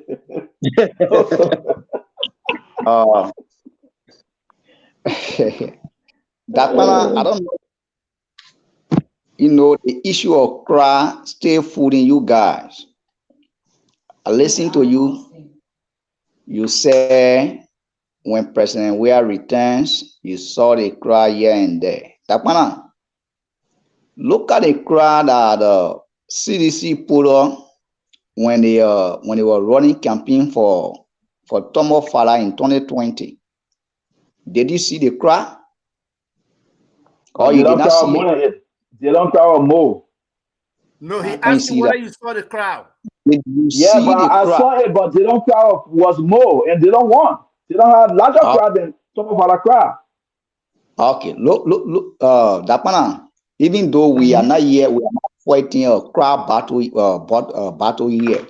But yeah, election is about numbers. Here is the thing, Dakpannah. Here is for me, one person, sincerely speaking, I supported the issue of harmonization that the government introduced. The reason I supported it and because the strategy that was portrayed by the government initially was those that were making 1,000 upward, it was going to affect them. Okay, even I listened to Smith Toby on EBC that the harmonization will not affect anyone that making below $1,000. That was the strategy because they brought that, like what Brother Akwe said, they brought that strategy so that they can harmonize most of the wasteful spending. But to our surprise, they even went as far as harmonizing somebody that making just 500 or either 250, just how do you call from 200 down, they will tell you. You see that? From 200 so down, it means that go up. Yeah, that was put forward by international community so that they can help to curtail some of those wasteful spending. They deviated the entire process. They started doing their own thing. There were some of us now we started having problem with them. Okay, it was a fun thing. The harmonization was a very fun thing because, like you said, some of those ministers that were in Manasari going, some of them were making so now 10,000, or they were making a lot of money. So by breaking that harmonization, to cut down costs, they levy now, they start doing their own thing. So there were some of us has problem with that particular harmonization process. You talk about Joya is popular in fasted. Look, even Dakpannah, you are sitting here. If you look, you talk about crowd. Look at Henry Costa. Henry Costa went like brewer recently. You saw the crowd he put up. What am I trying to say here is Even pull up you, another crack. Dakpannah, So because that crowd can now be compared to the crowd we are put on. Don't we go there? comparing them, President, where is the president of the Republic of Liberia? I'm not comparing. The idea I'm trying to portray here is, if you depend on crowd, you are on your own, because Liberia now is very hard to the extent that even you that here, if you're going to Liberia today, you send few dollar back and you say, hey, I need you got to mobilize and come for me. Then what more about president of Republic of Liberia that appointed minister, director, and people? Those guys will always use the capital to appear that they let the president, but they are just fooling you, and you are one of those that fooling the president of the Republic of Liberia. Okay? Because if you see what we saw yesterday, President, where people were printing their own t-shirt to go to CDC party headquarters, how many of them are doing that today? How many of them? So this issue of the crowd, for me, even though you argue that they don't crowd more than how they call Tomo Fala crowd, but Tomo crowd, you know how many resources that were used, you know how many thousands that were used on Tomo Fala campaign. At the end of the day, they don't flog him. Sheldon, So don't use the that issue word to say millions of dollars. that is obvious. So It's obvious. One government official can wake up today and get pounds on that, maybe 5,000. You give the beginning what else, or maybe dollar order, you get it maintained. My man, yeah, teacher alone, people can fuel oil in Liberia. Somebody teacher alone. Then you But, really, yeah, Shelton, and I mean, let me thank you. And let's reach on to the man Dakpannah. And Dakpannah, there's a question here for you. And I don't know, years back, you saw people trooping towards the compounds of the CDC. I saw it in 2015, 2016, on the compounds of the CDC, where people buy their own t-shirt and mark behind CDC and the rest of it. Can that happen today? The government is a ruling party. You don't expect what happened back in the days when they were opposition to happen today. The government is in power. They cannot allow the people to be struggling. So what you see today, they will take responsibility. They will take on the initiative to print t-shirts for their citizens. Like Jefferson Tier, he walked from RIA. Yeah, but you don't expect those things to not happen today. Okay. Today, the government will take responsibility to print t-shirts for the partisans. So that's not a problem. But the fact of the matter is that we're not saying all is rosy in Liberia, but people shouldn't make it look like nothing is happening in Liberia. There are a lot of good things we can point to under the Weah Taylor regime. There are a lot of good things we can point to. Yes, we know people will be disenchanted, people will be disappointed. Yes, you cannot please everyone. 5 million people. You cannot please everyone. But Weah has done a lot. The Weah Taylor, they have done a lot, and there are a lot of tangibles we can point to. So for people to yet come here and say, "Oh, Joe Weah can't go anywhere," everybody telling against him, that's not true. Even though Jefferson lived in Liberia, Sheldon just from there, but the fact of the matter, we live here, but we follow everything happening back home. Okay, you can't do. Somebody observing now is testing that. They want you to catalog, to name for us some of those things that Weah has done. That well, there are a lot. There are a lot. Okay, I'm not hearing the capacity to speak for the government, but there are a lot. Okay. There are a lot we can point to. There are a lot. I see a lot of for the government, so No, Gerald, I'm trying to play the devil advocate here because he's got beating on the government, so I got to speak to the facts. yeah, Jefferson. I'm okay. Nina, you are not. Yeah, I want me to talk about some of the things the government done. They know how to interrupt me because I prepare I can go through the facts. Yeah, how are you, Jefferson? How we are in limbo. The progress there. Yeah, Jefferson. Yeah, I'm here. Okay, so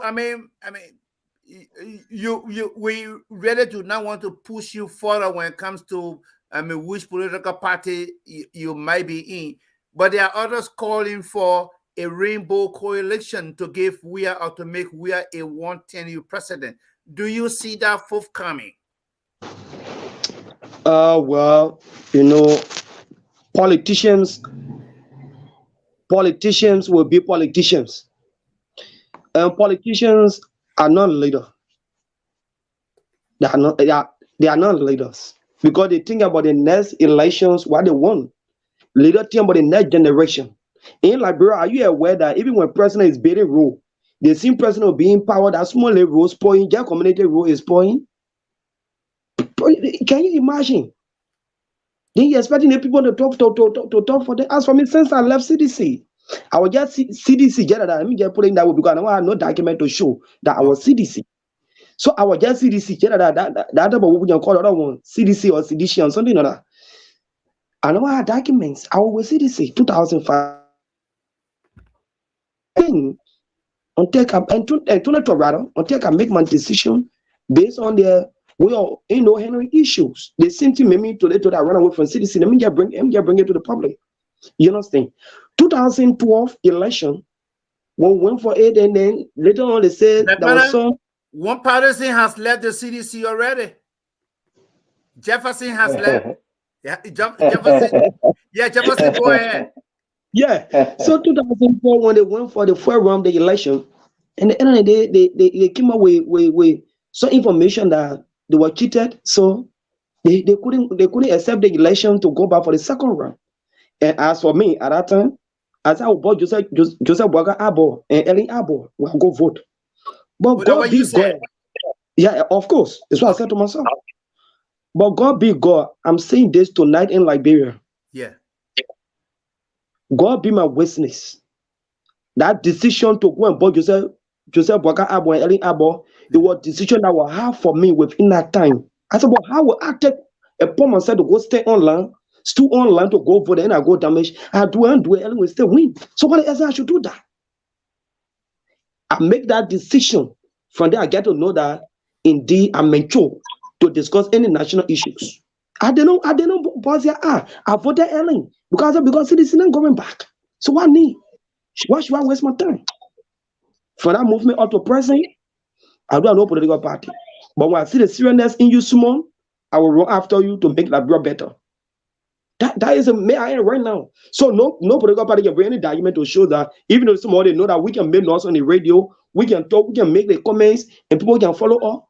But up to now, political party calling some of us, but we don't give them that type of ear and them go know what we want. You understand? So I know what I'm saying. So among the various candidates now, and probably who might be in the election, Joseph Yuma Boakai, Alexander Benedict Cummings, and incumbent George Weah, and Tiawan Gonglo. 2017 election. Let's put it to you. Yeah, 2017 elections. Yeah. With Mr. Cummings to a mate. Yeah. Yeah, I voted for him. Actually, I voted for him. But in a recent time, after the collaborations with the other political party, what happened there? It came a spirit of him. Okay. It came a spirit. I wish my man could be here, my man Mulbah Kesselly could be here to listen to me. It came a spirit. So up to now, my decision, who to go beyond, it's so hard for me, but I'm saying Tiawa Gonglo. You understand? Yeah. Why I gave Tiawa Gonglo history where you gave you say, I don't want to him, I don't want to bring him up. Because I've been following him. From the time I begin to know him. You understand? Tiawa Gonglo very, very clean man. You know, so even the people will say you don't have the number, but how will you get a number until you can get your support? Until you can get your support. Tiawa Gonglo Vice President won the election of Liberia National Bar Association because you told them, you said, if you believe my leadership for the 2 to 3 terms I serve, you can form a Vice President or a level year. And at the end of the day, the entire Supreme Court, whosoever, all the lawyers in the country, they voted the man Vice President. Today, he is the president of the Liberia Bar Association. Councilor Sylvester Rennie. You understand? When that man go abroad, if the Liberia Bar gave him $1,000, $2,000, when you take $10 from that, you bring a banana money back, may receive that, the player when they pull, they everything for me. So yeah, banana money, but when they $10 are able to use. So that's the banana money. No, I'm talking about Rennie, I'm talking about Tiawa Gonglo. Oh, Tiawa, okay. Yeah. And you will come and end of the day, put a banana money back in the cover of the Liberia National Bar Association. But it was ready for him. He could take it. But he's not that type of man. You understand? So go there, the best person of the country will friend will get the best person. Okay, we're definitely going to get the best president, the best leader. Shelton Dewar, where do you stand among the opposition leaders or the incumbent? Where do you stand? You have to mute yourself if you have to keep crossing and the feedback Yeah, on your we're getting feedback. Me? yeah, but James, The thank feedback, you. the feedback from me? I don't know. Yeah, Yeah, you again, need. tell. Dakpannah, you have to mute yourself. It's not me, it's not me. Oh, okay. So, as part of the Rainbow Coalition, they are in use right now. If you go on OKFN or page, you will see that the government is useless, they did that. You know, for me, like what Jefferson said, for me, since I started knowing myself in Liberia, I'm not really who political party, radical to say I'm a member of the, but sincerely speaking, I associate with some political leader that I strongly believe that they can, deliver Liberia. And one of those persons is Joseph Boakai. Okay. But sincerely speaking, myself, I'm somehow disappointed in the opposition community because, Because I mean they are refusing to come together, right? because of Okay. their refusal to come together. Because if you see, ranging from 2020 election when opposition when they were together, you saw the kind of tremendous effort they made by making sure that they won a lot of seats in Liberia there. And then coming recently to the election of Lofa County, you will get to know that when people are not together or when the opposition are not together, those are the results that you will always get. That was sometimes I can get very much, agitated on some of the opposition, leaders. Because if you are saying that, Shut on, hold on a minute. Somebody got somebody, a baby crying. Who's that? yeah, see that, I think somebody got a baby crying in the background. I don't know who's that. They can mute themselves. Yeah, okay. are you there? Yeah, go ahead. Listening. Yeah, so at the end of the day, you guys come together because all the noise the Rainbow Coalition making there. Look, most of the opposition leaders too, they are not serious. Sincerely speaking, okay? Because look how our country is being governed today. Like what Jefferson said, 2017, we feared that article, President Weah coming from Gibraltar, he was really going to make a serious impact in the lives of the downtrodden Liberians. But today is a complete opposite to what he was elected for. All right?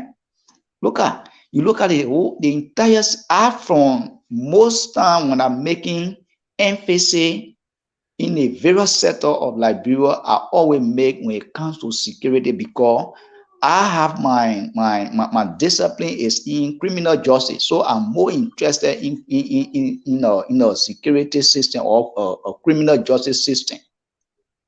Today, look at our country. People will just die, nothing will come from out of it. The three Mason ball, zero. Princess Cooper, nothing. How they call the auditor, zero. Then the opposition sitting there. They call themselves opposition instead of them coming together to say, hey, this thing is not about Joseph Boakai, it's not about Alexander Cummings, or it's not about Yomli Kanga. Is all about Liberia and Liberians people. They are there, gallivanting all around there. They want to see themselves to be. Look at what happened recently. Opposition community having a rally, a tire suffering. You see all of people distancing themselves.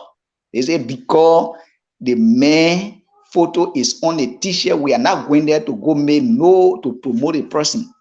So it also tells all that with all the things we are saying, they are not appearing to be serious at all. Because if they are serious, the first thing they will do, they will not be projecting their own personal interests rather than the interest of Liberia.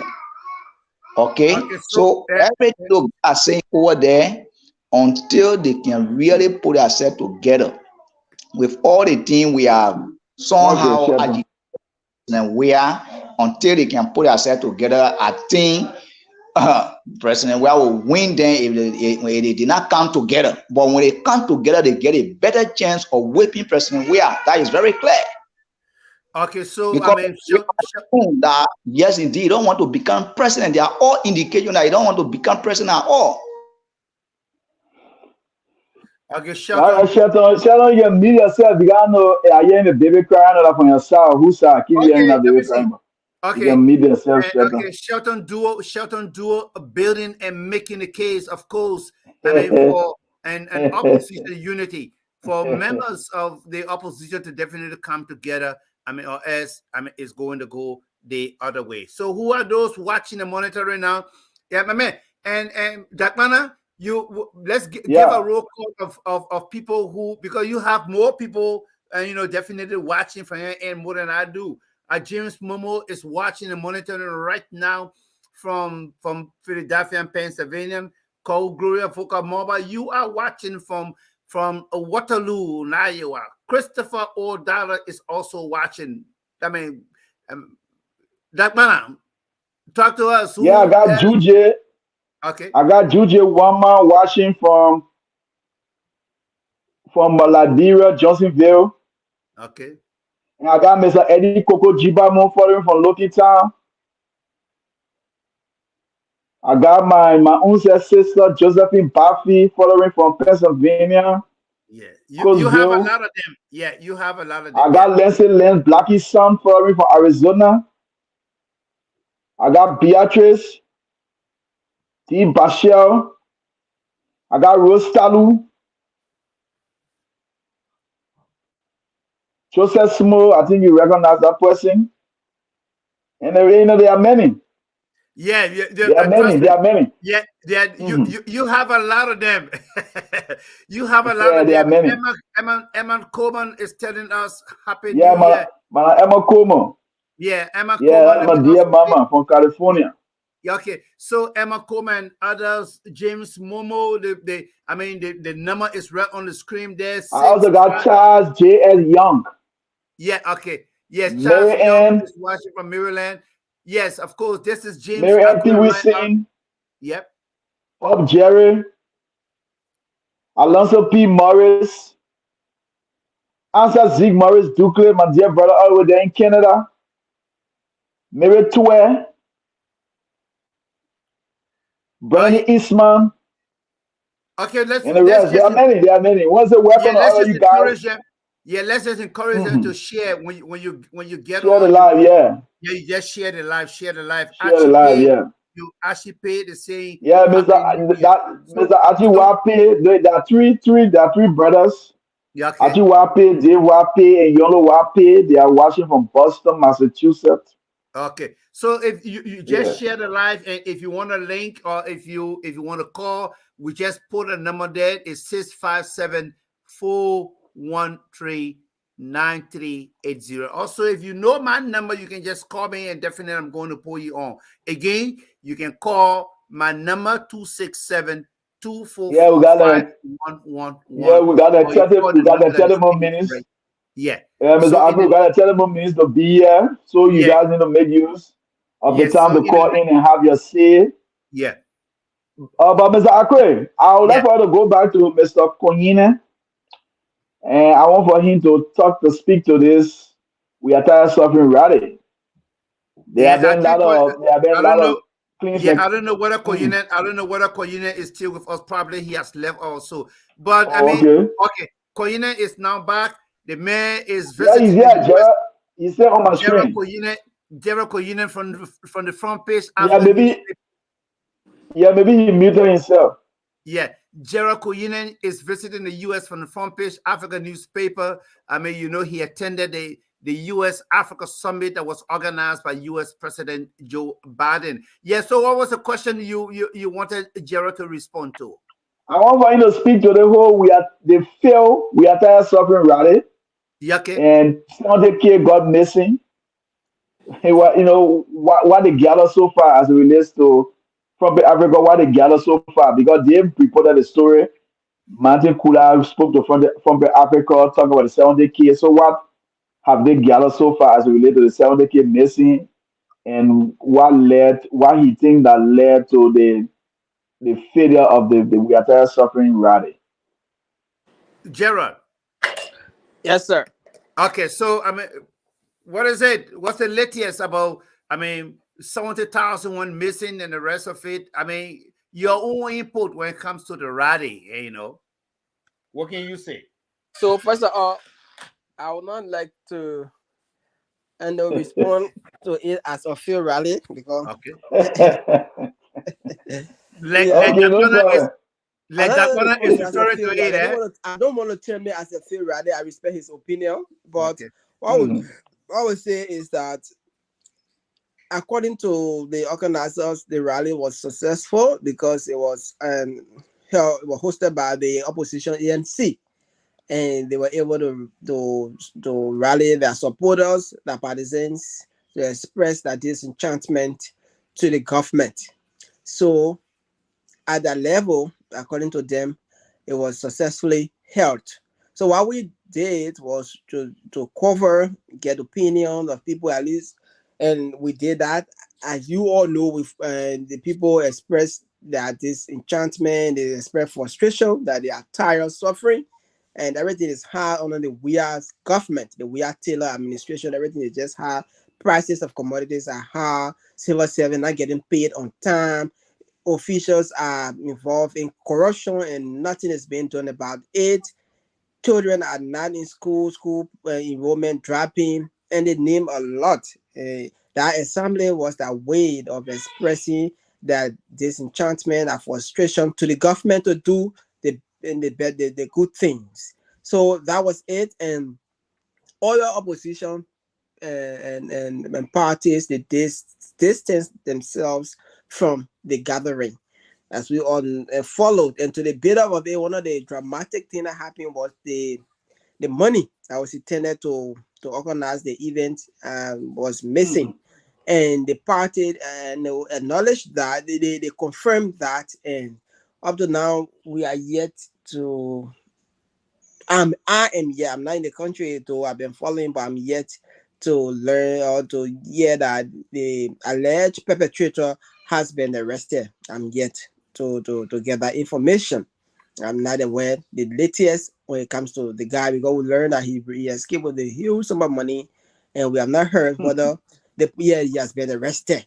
But Mm. according to the ANC, their rally was successfully held.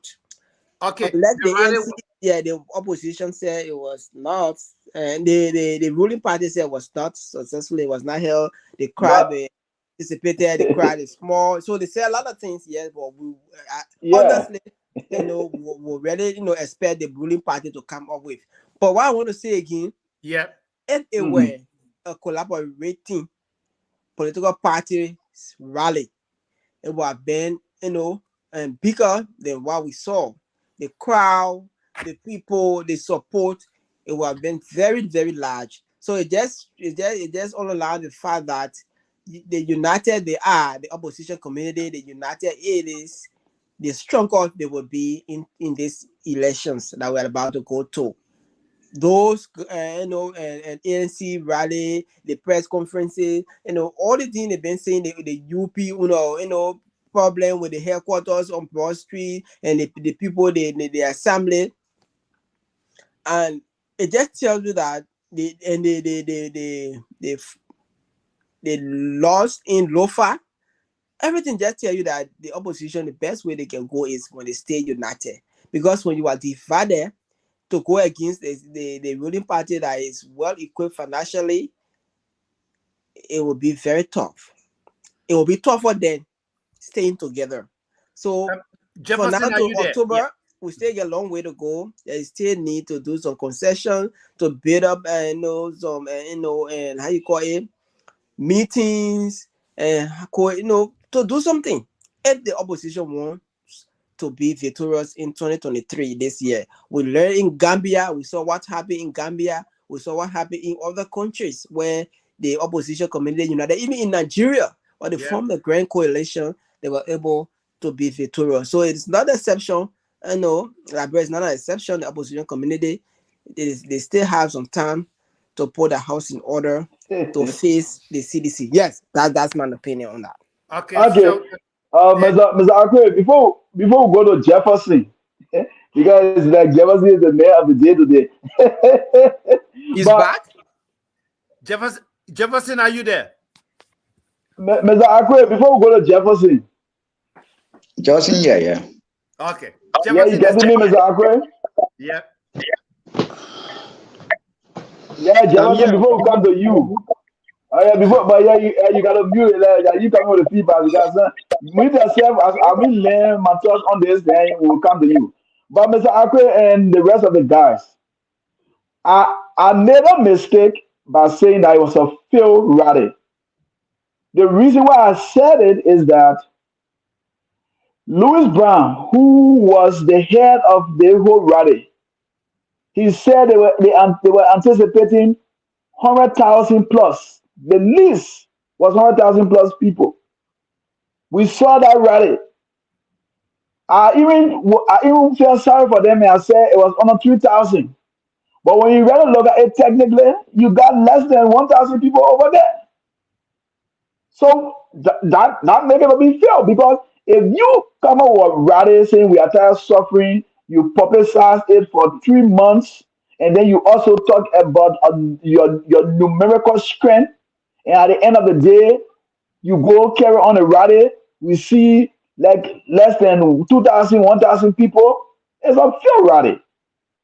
If they were not going to attach a numerical strength to it, they were going to say, yeah, it was successful because London Brain came up and they had speeches, people spoke, people were there. You saw some sedition, and even after the rally, they said they just went there to achieve their goal, to get something, to put in the pocket because they were distributing money and other things. So that was a fair rally. But the fact of the matter is that, Shelton, you can cry all you want. The opposition is an unserious group of people. They are very unserious. There will be no way that we will unite. There will be no way those people they will come together under one umbrella because they are selfish. They are all desperate. That's the reason why people like you should be supporting President Weah because President Weah has something to show. But those people they don't have nothing to show. Mr. Alexander Comey lived all his life in America here. During the time of our civil crisis, we saw him nowhere. He was right in Nigeria chilling. He couldn't even identify with the refugees. Because today he retired, so he want to force himself on the Liberian people. If that's the kind of name we want to elect as president of Liberia, no. Joseph Barker said they squander the resources, the chances that they got, they squander it. He said for 12 years on Eddie. And he told us that he was listened to. Every time he speaks, Eddie listened to him. What role did he play? We saw all the corruption that took place under the administration. Joseph Barker, thousands of dollars were pumped into that his office for the group of 77 the disabled people. What happened? They squander all the money and all that kind of thing. Joseph Barker is not fair. And in fact, he's very old. I'm not trying to attack him, but the fact of the matter is Liberia it's very complex. The complexity involving our country. You cannot have Joseph Barker with the age. No, he cannot handle our country. He will just be there as a remote control. All those guys who push him today, they will be running the country. Barker will just be there setting. So it will be a collateral failure on the part of the people if they go ahead and elect Barker. You also want to talk about the rest of the people. The only person that I can even vote for in the whole opposition bloc is Mr. Gongo. But Gongo don't have the numbers. We've seen it. He really don't have the political wherewithal. So the fact of the matter here is that we have I think they are best sitter. They have something to show the Liberian people. So I think we shouldn't fool ourselves. We have been re-elected. Even when they come together today, we are still defeated. Okay, I mean that was Dakpannah, I mean, on his own there, that is, I mean, defending the other side. And let me tell the lens, you know, to my Zia, to my brother-in-law, the man Shelton I know Duo. we're going to Jealousy. You go to Shadow now? Yeah, I'm coming. I'm coming to I'm coming to Jefferson, Yeah. and who definitely they will provide, you know, Okay. the other side. So I go, we got a caller here. Okay, let's take the call. We got a caller here. Caller yellow. Yeah, hold on there, caller. Hold on there. Let me pull you through the lines, the speakers. Yeah, hold on there. Let me put this caller through the speaker. Caller, where your name and where you calling from? My name is Vapika. I'm calling from Georgia. Okay, go ahead, put your points through. Hey, I was calling. Happy New Year to you guys. Nice show. Thank you. And I was just calling to make a comment on what the guy with the glass, I think he Dakpannah saying. Yeah, I'm the one.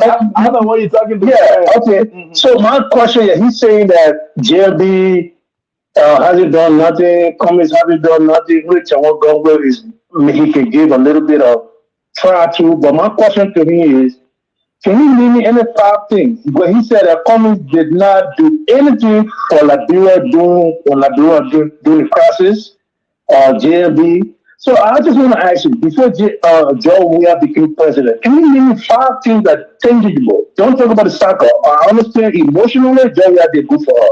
We're not going to take that away from him. Now, if he comes down, we'll give him a point on that. As far as the whole football situation, Joe Weah did something. But can you name me 3 things? I think I'm even going to go 5. 3 tangible. With all the popularity, all the money, the $80 million to Joe Weah. Can you name me 3 tangible things that Joe Weah did before becoming president for Liberia? Okay. 3 tangible things for the Liberian people. That the Liberian people say, yeah, Joe Weah did this for. I'm not just speaking emotional. He gave us emotional hope because he was the adult or saga. We understand that. But he's saying that these people didn't do nothing, they didn't get no help. And I can go on and on to what's coming. I support Cummings. I can go on and on to what Cummings did for Liberia during the civil crisis. If you want me to go on, I can need some. But that ain't even 3, not even 5. And secondly, because the opposition is not coming together, that doesn't mean that we should give our country to George Weah again. That the guy from front page was saying. Look, the people are suffering. All these mysterious deaths. All these people are dying. The MA hospital they just built and dedicated, gives people almost $30 million to build a hospital. That $30 million hospital there, my people ain't talking to. Huh? Look at all these roads that they're building. When they give them extra $1 million, the roads cost $200,000 to inflate the price to $1 million. These guys are making money. Why do you think they all these guys have been essential? I mean, they say all the time, all these guys were essential because of evidence that the government was stealing the money that they were giving this country.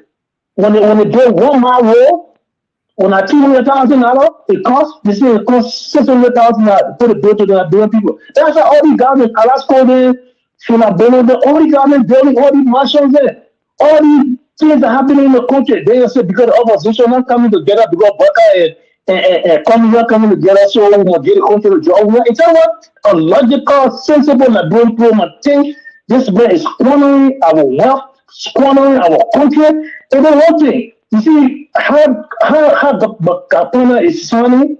When any other people come and sound like him, they'll say they're arrogant. Look at how he's screaming. He's supposed to see.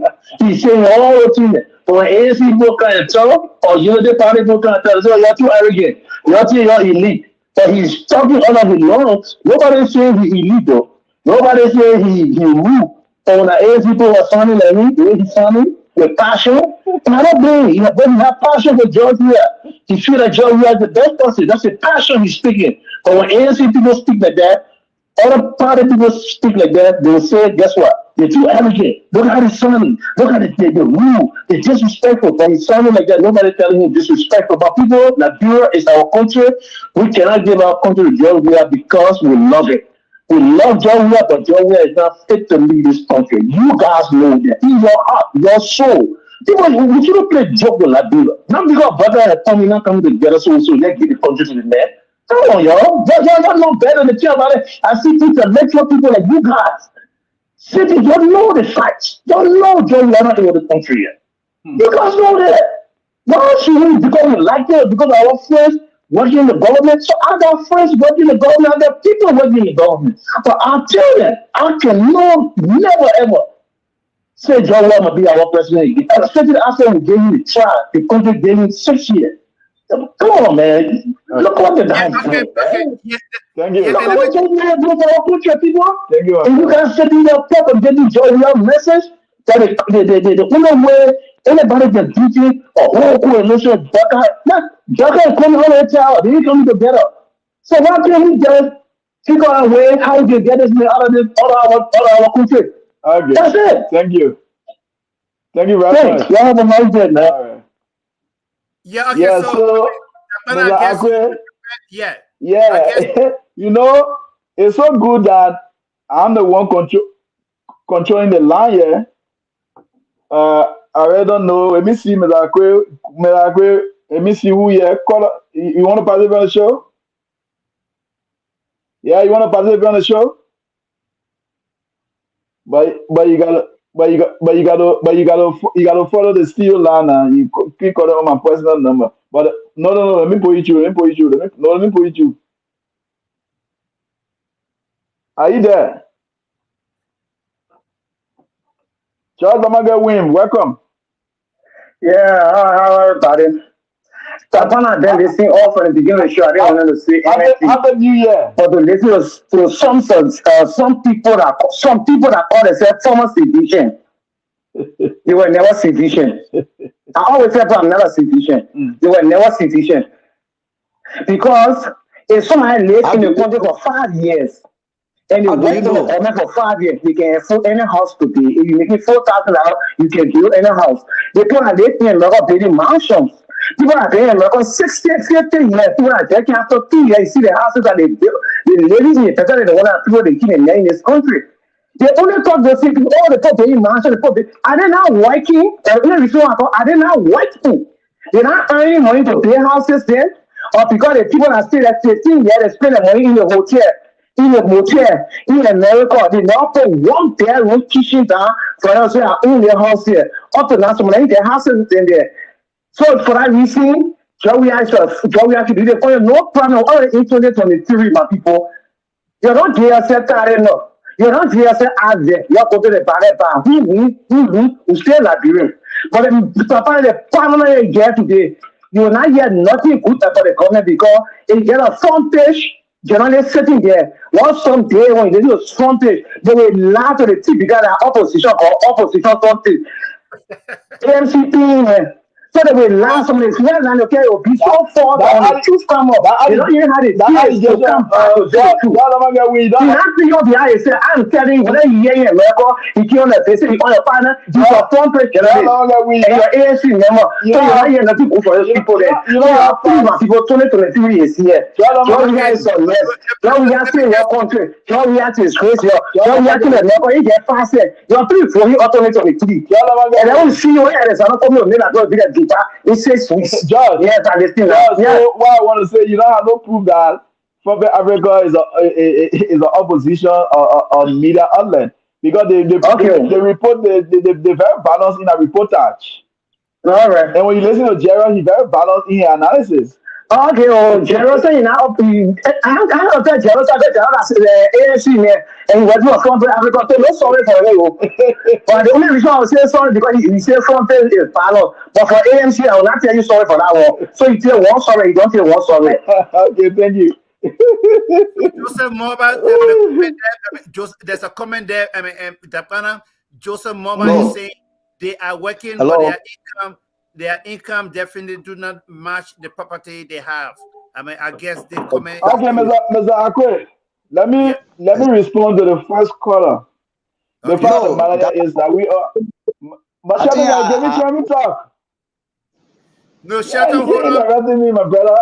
We will not agree with each other. Yeah, we I gotta want to agree to disagree on this platform. Shelton, you have to hold on. Yeah, we gotta agree to disagree. I will not agree with you. You will not agree with me. But the fact of the matter is that we will put our point across. There's a caller that raised some issues. But the fact of the matter is that we are Okay. putting our Front points page, across. We are putting our points across. So I don't know what you mean that arrogant, the way I'm sounding. We are talking. You expect me to be talking like a baby? No. this show is fire up. And I gotta defend myself to the fullest. But the fact of the matter is I'm not a seditious, I'm a Liberian journalist, I'm a media person. We follow the news. I'm speaking to what I know to be true. And you are using my line. I was the one year in control. The reason why we say the ANC people they are very arrogant. They don't tolerate a dissenting view. If there was an ANC person right here, they were going to cut you off. But I never cut you off. I allow you to flow because on this platform we agree to disagree. We always love to make it interactive. But the fact of the matter is that you guys always say, Joe, we are not doing nothing. But you guys will not come on and say, you said you need three things. When Joe Weah was a soccer legend, Joe Weah got the record of being the only Liberian that paid the highest amount ever in the history of Liberia to send Liberian to school to build human capacity. He was involved with human development capacity or human capacity development.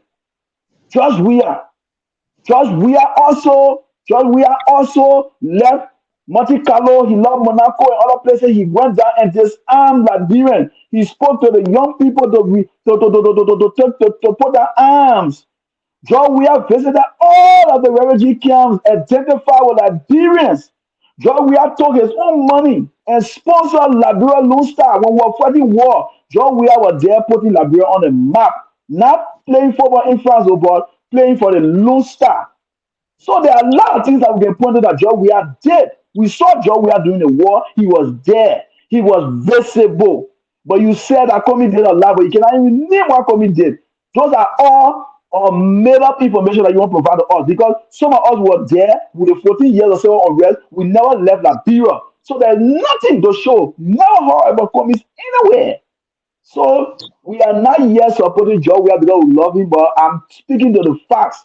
And the fact is the fact. There is no way you guys can sweep it on the carpet. There are a lot of tangible to show under this reactive administration, and I think it will be good for Liberians to give them a second chance.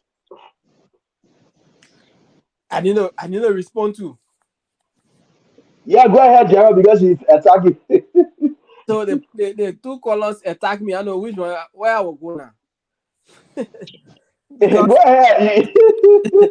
so the ANC guy said, Mhm. I said because the opposition community is not united, so Liberians should vote for President Weah. No, I didn't say so. I think he didn't get me, or he just wanted to misconstrue me.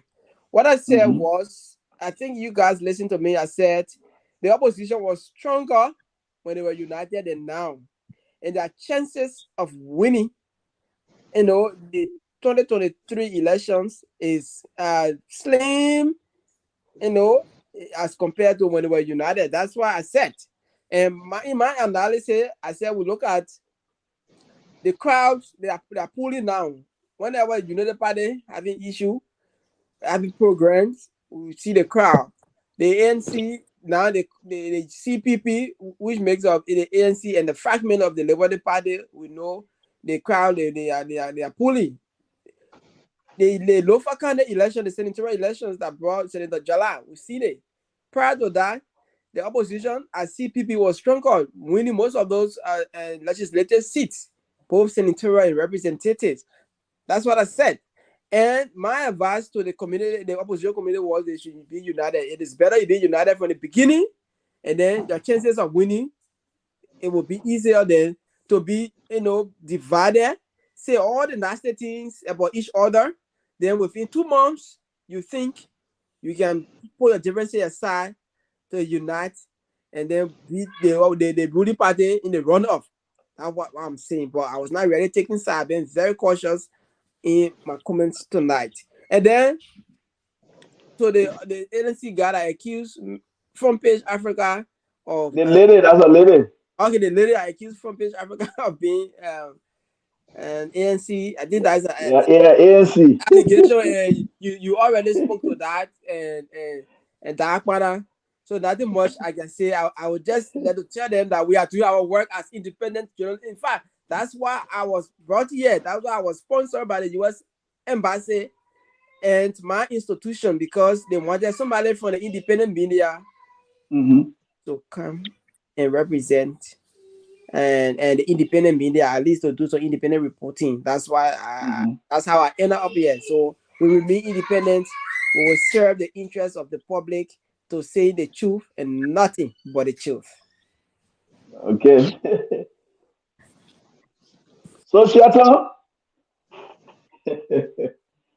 Yeah.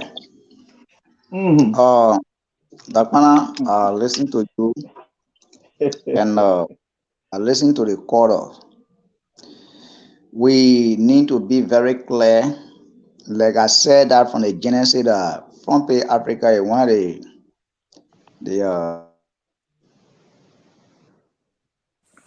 Dakpannah, why is it that you continue to mute me? I don't know. No, we hear you loud and clear. You're not muted. No, because I can see something on my screen that the host muted you. No, that means maybe that was Akwe beating you, but you muted. I think I was getting Yeah, so yeah, we hear you.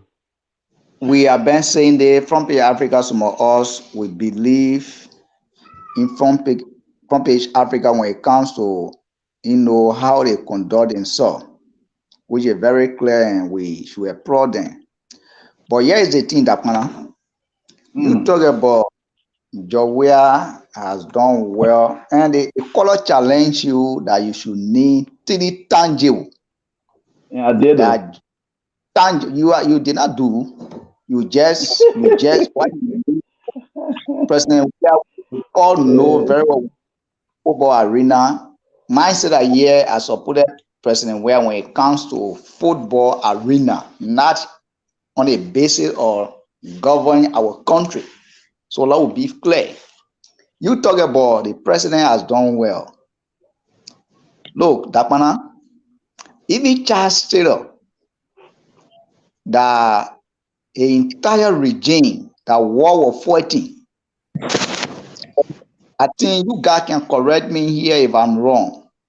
I never heard one day that people say the Liberia stable food that they rest, that people ran out of food. That was very hard. Okay? But where did we witness that? Under this president. This president, people get their money in Liberia to buy their own stable food. But because the president lack of leadership ability to govern the country well, sometimes the government will run out of Liberia's stable food for almost weeks, where Liberians are crying. You saw that pregnant women claiming on the wall to just go and hustle for stable food. People online, you saw that under the kind of contemporary, living system of our country. You saw that it happened, and that is one of the indicators that President Where is not ready. Because if you look at our history, what brought war in our country generated from the issue of our stable food. We saw that the Red Riot, we all know about it. Let's look at the gasoline aspect. Okay, sometimes people will park their car. Look at Liberia. Liberia is a very small country. Look at, sometimes they will run out of gasoline for almost about weeks.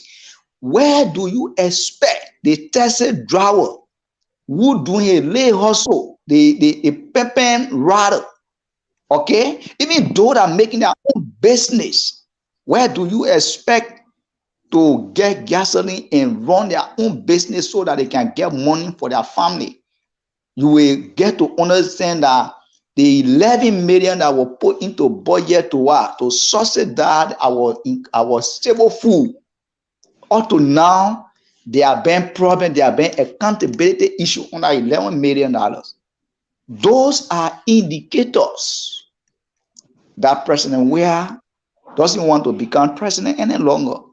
You talk about opposition data. Yes, I agree that opposition, like I said, and I agree with Gerald, I agree with you 100% that what we saw in 2020, what we saw when opposition were together, we saw unity, we saw serious transformation.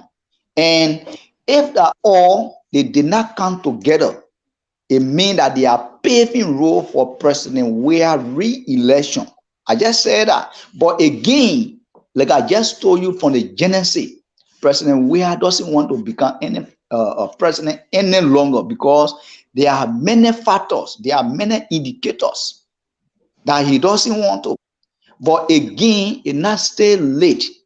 Sometimes when you see us being very much agitated with the opposition, those are the reasons that we are somehow, irritated. If opposition can come together, my brother, it's a clear indication that Georgia will be flogged. Okay, Seriously. so if the opposition can come together, definitely, I mean, it will be a clear win for them. I mean, and that it's better to come together, forming a rainbow coalition. That's the man Shelton Duo speaking right out there live from Minneapolis, Minnesota. And the next, of course, panelists we have us with us who are weighing on similar concept on the same idea has to do with Jefferson Tier. How are you, Jefferson? Brother James, thank you. I'm here. I'm so embarrassed where I am. Yes, I know. He feels, embarrassed and the rest of it. And viewers, I mean, Jefferson is back there in Liberia, in the motherland. I mean, that's it. I mean, the place is dark. Definitely, his era is definitely dark. He's trying to see how he can come. Yeah, Jefferson. Since we started a show from 12 midnight in Liberia, 12 midnight or to 3 to 4, 5 minutes to 4 in Liberia midnight, or to now never receive correct. Well, even in America, current and go. So that for that time. Dakpannah, start down and lead that. Yeah, Jefferson, go ahead. Dakpannah, are you saying for that time for go? Dakpannah. Dakpannah, you need to stop that. Yeah, you ain't talking about on a current or Zumbo. You ain't talking about current or Zumbo. No. So go ahead, Jefferson. Mr. Akwe, let we assume that people were in hospital there, living by oxygen from Ghanaville coming all the way inside Bananville. By right, the millions of human beings are gone. Are you aware? You getting me? Gerald, you getting me? Let me assume for the current life, millions of people are on oxygen, but now they all are gone. They are no more alive. So we know what we are going through in the country. We will not allow no president get free charo in the country to say, I get come and make my 12 year go by my business. We gave you what you think you want for us. You talk about the failure of he said the ANC or CPP retire suffering rather were poor or they feel. I don't think so. They feel. I don't think so. Let me just bring something to your attention. Liberia are reaching to a point, record this. Liberia are reaching to a point where somebody will get jump in the street, they say are doing SYZ to say Liberia will follow them. We are getting that with all of these things. Henry Costa and living example. That is why he came. He didn't see the millions of multitude of human beings to follow him. Liberia are getting tired with it. They see the way Arizona Cummings with a tired suffering rally. It's about 70K go missing or SYZ. People are just getting tired with all of these things. People hungry. So these are the issues that are on ground. People hungry. Yeah, me since I've been here. At least my left face should be on, my left current on at least. But yeah, me here because I had the current gone. No one from the profile. I got a lemon studio call. They expecting me. He expecting me to be happy. What I'm going through. Yeah, all of you on AC. All of you on AC. Even when you don't have no food to eat, when you have current in your house, you on AC like that, you're a little bit okay. You satisfied with life. You gotta get money in your account. The atmosphere you have alone, it's a good thing. But yeah, me, I in my whole yeah, West Crass. Some we've been talking almost 4 hours. I get into about dying like that, going through Canada, going through China, like everything all getting weak. You expecting me to be happy? Say when someone speaking, Gerald said, I get grown up man, get girlfriend in the street to get out the talk talking and get in dying talking. Gerald, you don't know who on the show. It's so saddening for some of us. So we know what we're talking. But again, 2023, like somebody saying that 2023 is already here. It's true. You gotta read the comments on the line. Let the other people hear it because they don't have the opportunity to call. So you should read the comments. 2023 is here. And you will see what we are talking about. But again, I will say this on a record. Opposition together, they're not together. It's still difficult for President Obiang to win. Because you know how many 7-7 you dying right now? Children are watching show. They're going to bed. I've been in the dying. Nobody know who talking. Get a spirit. The more you're talking. It's embarrassing for me. But I think so. Maybe next time when no current or just as a gentleman, I'll see her. Because people gotta see who talking. They gotta know who talking. No, Dakpannah, we know what we're talking, we beg you. We say you don't put your point through. But sometimes you gotta clear the way that indeed the Liberian know what they're talking. They don't want on the ground. You think I'm going to be embarrassed to say, oh, did I can't touch you? I do as well see. You think even if all of Liberian listening, they know who talking. You understand? So again, we are here. Joseph Boaka, right now, between Joseph Boaka and Edizano Kumi, Joseph Boaka is marketable to a mate. So we are expecting Edizano Kumi to submit himself long ago. But where we are right now, we're discussing personal. We are feeling back low. You ain't got to wait for the way 2024 or January before you leave. But right, it's a go pack it and go. That over your control over there. The thing is clear that I can make it. You understand? Yes, I mean, 2011, yeah. According to the accident, but those that were driving the car along with the security, they are here. Why they don't go? Why they don't go through the? Yeah, okay. Let me just hold you there and bring this call out, of course. And the man and Robert Gibson is live on the line, and he's from Connecticut. Robert, how are you? And welcome to the Dakpannah Show. I'm good. Yeah. Okay. So, I mean, Robert Gibson, one point in time, served as a resident engineer for Alofa. And, talk to us, man. We are definitely on the latter part of this show now, and we're leaving. And there's this comment, I mean, what will be your take?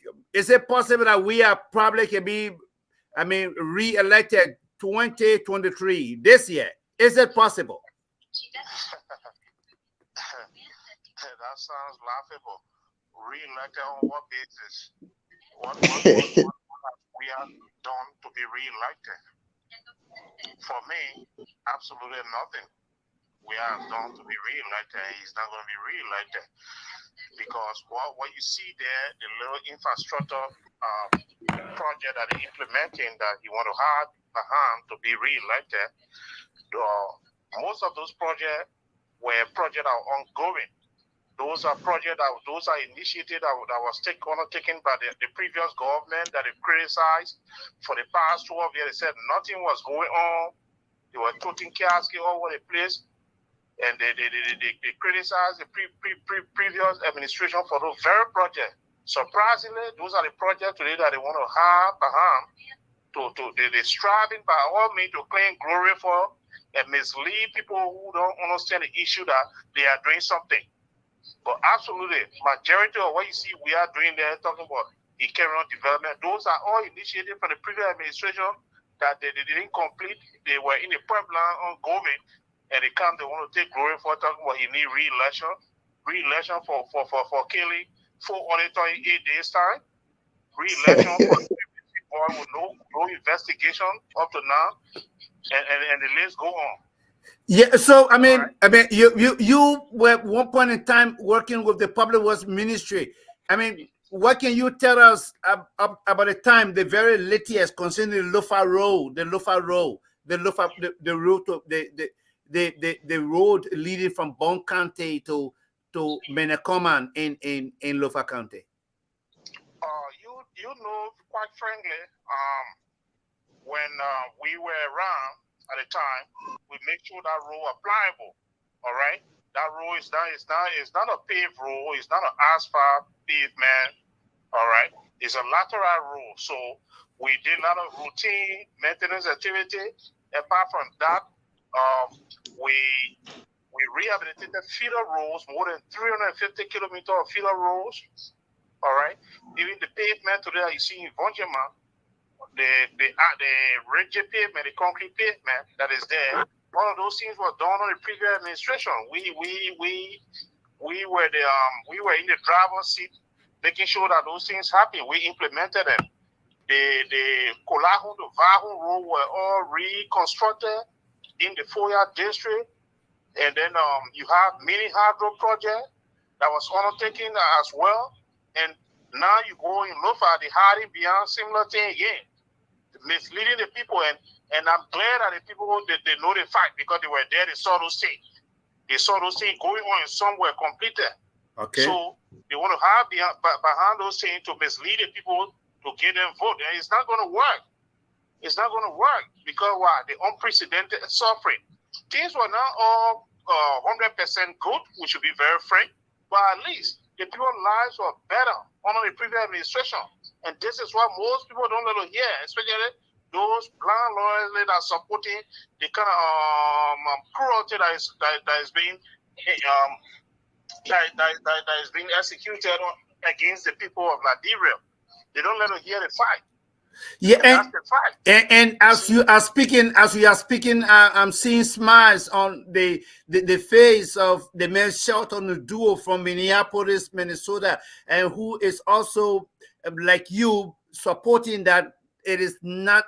In fact, some say never that we would not be elected 2023. Yeah, sure, he's not going to be re-elected. So everything that they're doing there, that's a flow show thing. Even the southeast, the road is doing there, the road from River G to Maryland, all those things were ongoing. In fact, the pavement was done, partly done. The Sunny Road, all those things. They should start misleading people. We understand it. We know how those things came about.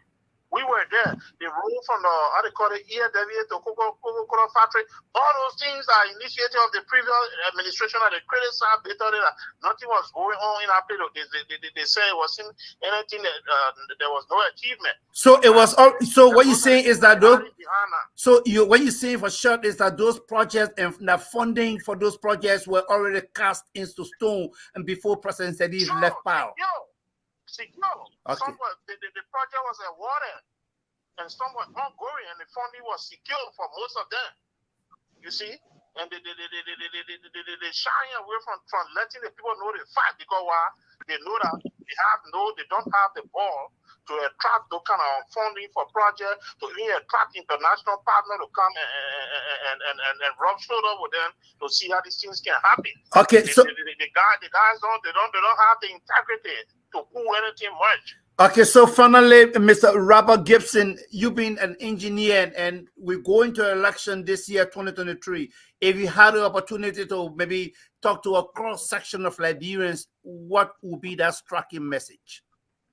Oh, for sure. I'm just going to be straight to the point and telling them that if you think your left for the past 12 years was worse, or your left under the CDC administration is better, then go and cast a battle for CDC. But it's all yours to look at you, weigh the two and see. Your left during the early administration and compare with what you're going through now, where civil servants can even pay school fee, all skyrocketing, everything. Beggar rate is not $20, but on early you could afford it for at least $13. Compare those things and see. That alone can serve as a judgment stick to elect we are or deny him. Thank you very much, Robert Gibson on the line there from Connecticut. Thank you very much for weighing in. Let's move on back. Let's go to Mr. Akwe, we need to just wrap up now. We need to wrap up. Okay, so We need to try to wrap it up now. What could be the parting comment beginning with? Let's begin with and the front page African newspaper journalist and Gerald. What will be your parting comment?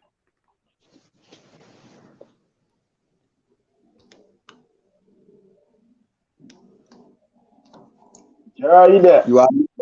You are muted. Yeah, Gerald. Yeah, Gerald, what could be your parting comment? Okay, so sorry, Yeah. it was my battery was low, so I was not coming. Yeah. Okay. Yeah. So Your parting comment, you get 2 minutes. Yeah. Yeah, I want to say thanks so much for having me on the line and on your show tonight. I hope to appear next time again. But as journalists, our work is to just inform the people, and it has been a great experience for me to be given the opportunity to come and cover that landmark conference and inform the people what it was all about. So I just want to say thank you for giving me the platform, and I hope you guys continue to the show and allow diverse views so that our people can be informed and make the right decision. Thank you very much. Yeah, and just before you go, we want to begin making this thing real big, where we buy airtime from some radio stations in Liberia, and open the line for us. Exactly, definitely, we're going to do that. And the time is going to come, and we'll be buying some airtime from some radio stations from the motherland, so that we'll have Liberians participating on this show. Your parting comment, Shelton Duo, yeah. Okay, thank you. Thank to you guys for affording all the time to be here. And some of us we meeting on our ground that the kind of suffering Liberians are going through. There is no need to re-elect President Weah.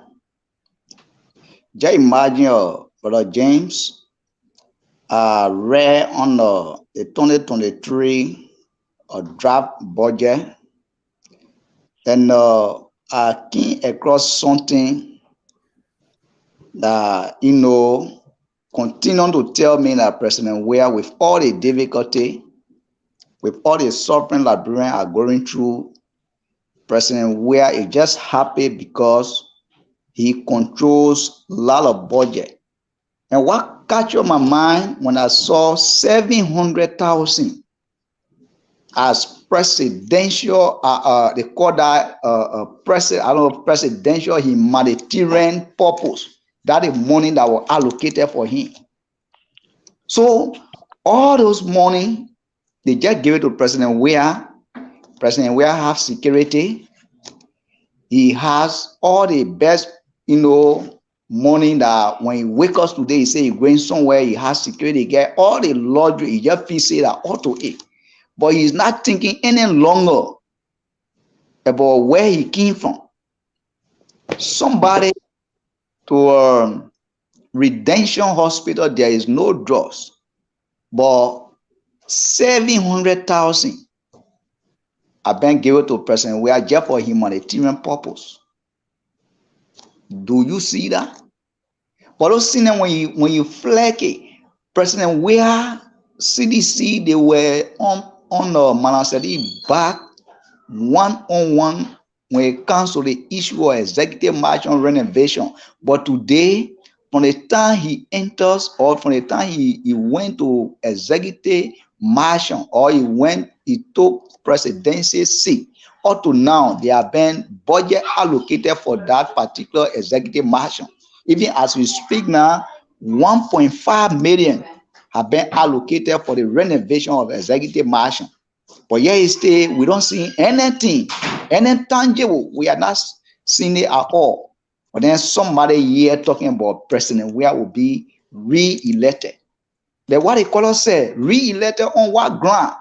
Recently, you saw that from Nimba County, NDR, the Prince Johnson Party, they are even telling you that right now they are come to the end of the agreement because most of, I think, from not from Africa, but OKFM reported that recently. Even when you go on that page, you will see it, that all the promises President Weah made in Nima County when he was touring, when he was carrying a county tour, he had not fulfilled one.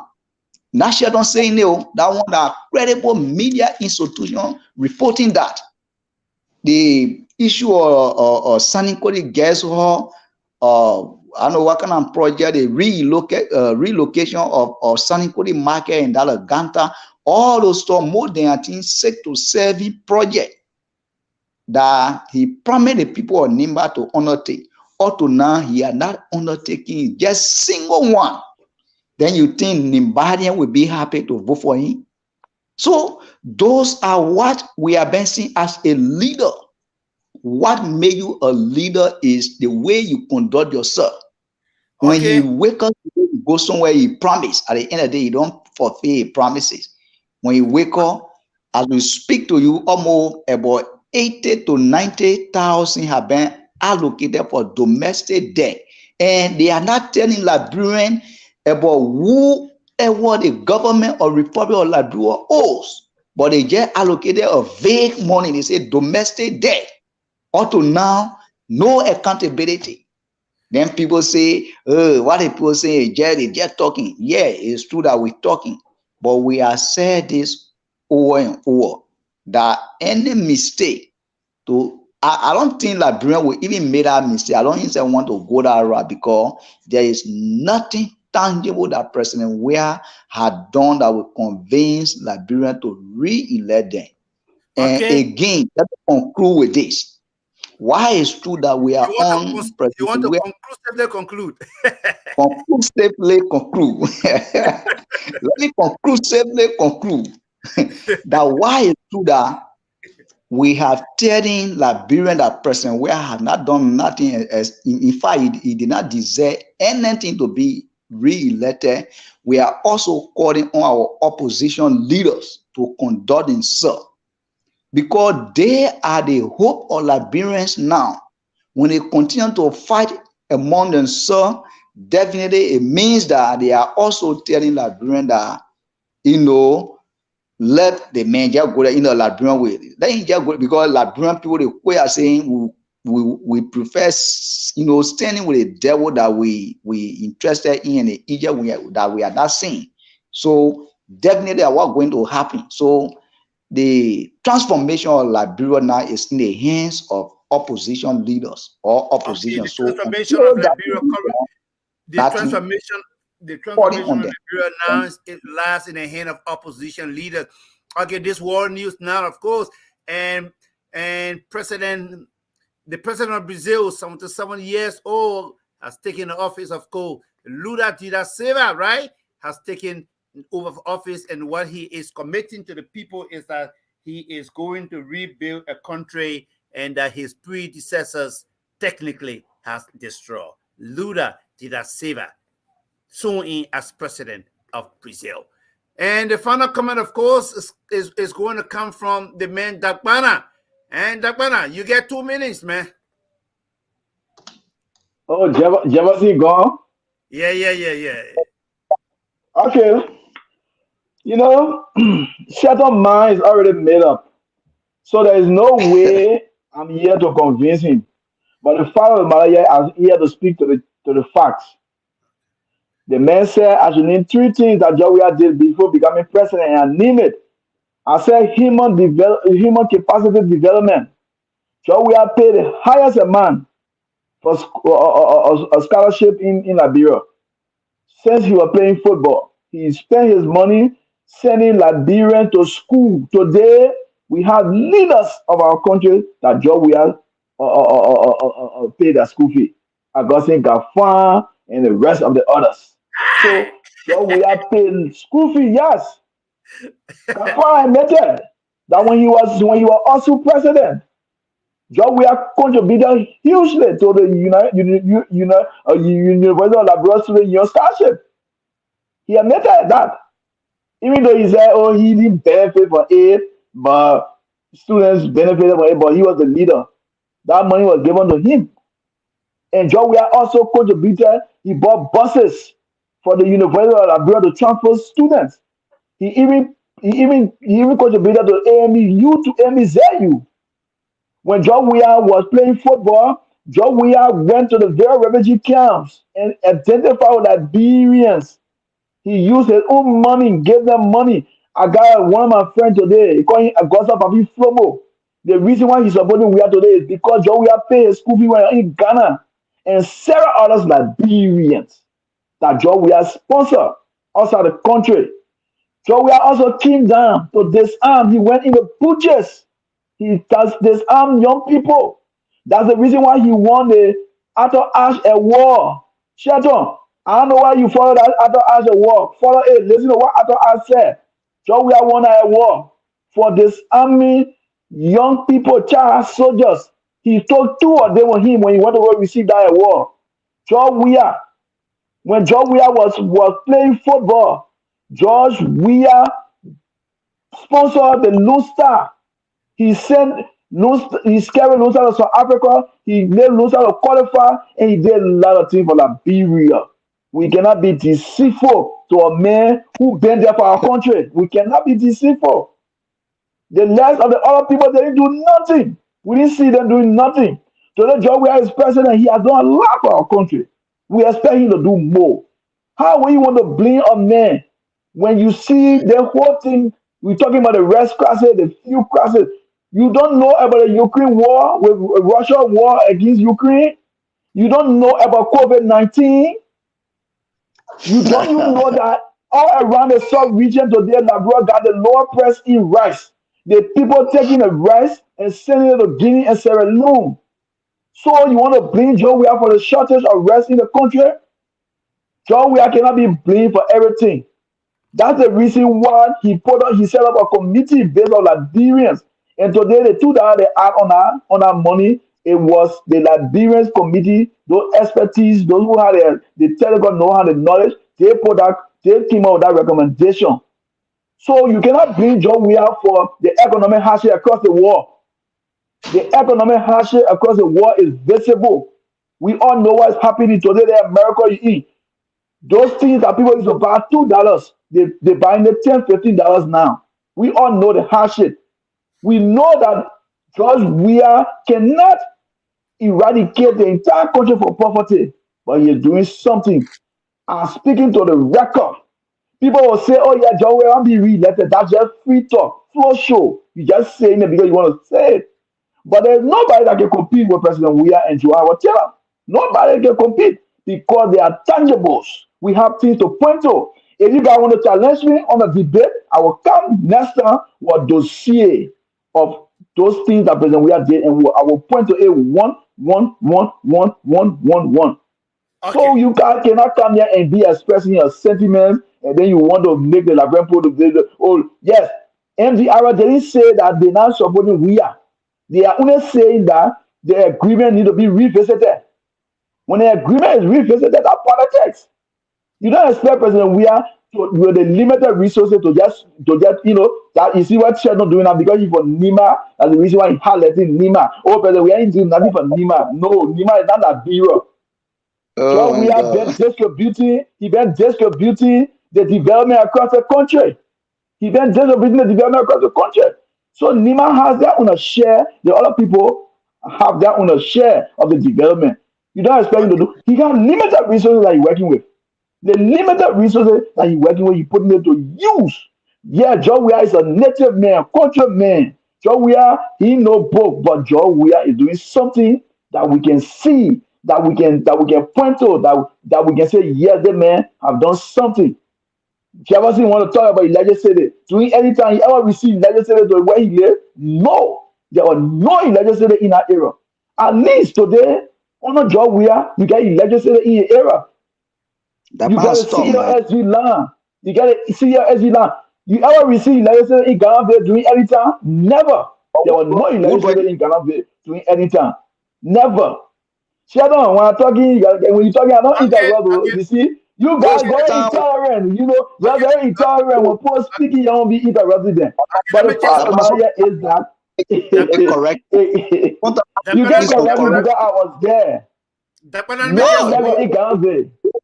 No level it can be doing any time. After the war, you know who brought current? What you talking about? Little current was brought, but today we got bigger current. We got bigger current with a CLSG line. We have got even more current to our people can benefit from. So we need to be appreciative of this government. We can point to the wrong things, but we also need to point to the good things. Okay, Dakpannah, me just hold you right there, and that's how we want down the curtains on this one. Article 92 of the Liberian Constitution empowers citizens to go to the polls every 6 years to elect a president, vice president, and some members of the national legislature. This year, 2023, Liberians will be going to the polls to elect a president, a vice president, and some members of the national legislature. It is Liberians at the end of the day who definitely going to make the decision of the country. Journalists are not judges. A journalist will come out and release information, but it's left up to the people to run with what the journalist is going to say and maybe apply it to the ballot. And let's face it, we all somehow were in the country 2015, 16, 17, and the rest of it. The crowds now for the country is even more than ever before. Can we say that we are is responsible or we are is not responsible? It's going to be proven at about. My name is James Akwed, and that's how I want down the curtains here on the Dakpannah Show. Later on, we're going to come on the Dakpannah Show tonight to play some music, and we encourage you to come out to join us. We'll be playing some music on the Dakpannah Show tonight, where you can come out and definitely tell us your own resolution, maybe thanking God for things He has done for you. So that's how we go home tonight. But I will go our brother Gerald.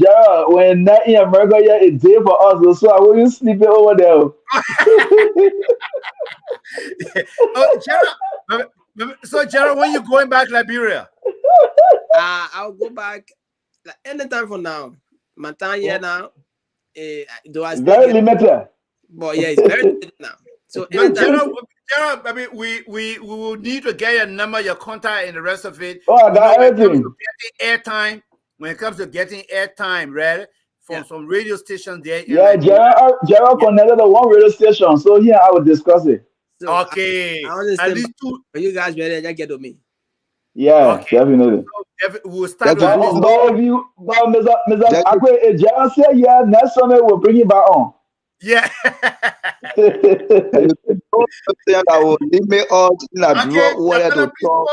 mean, so that's the end of the show. Lula da Silva today was installed president, showing as president of Brazil. He's 77 years old, and Dakpannah and the rest of the crew. That's it. That's how we go home today. And my name is James Akwed again. Have a good and wonderful time. And bye for now. Mr. Akwe, let me provide information here.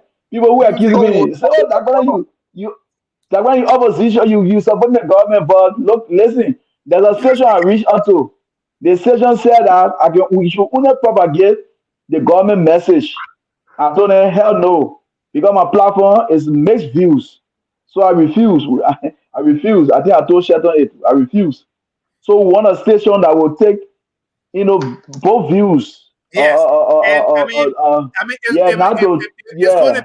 going to be void of more slanging. No abuses and the rest of it. So rest assured. Let's discuss the issue. That's all. Other people agree and other people will disagree. Yeah. So we want a station like that. So that's it. Put our team on us and let's dance. And later on, we're going to come back on the Dakpannah Show. I mean, let me get it. 30 minutes from now. 30 minutes from now, we're going to come out on the Dakpannah Show and do some dancing. Good day. Yeah. Team. Let me play Nobody's Stupid yet. Okay. Nobody's stupid yet. Chateau, we not stupid yet.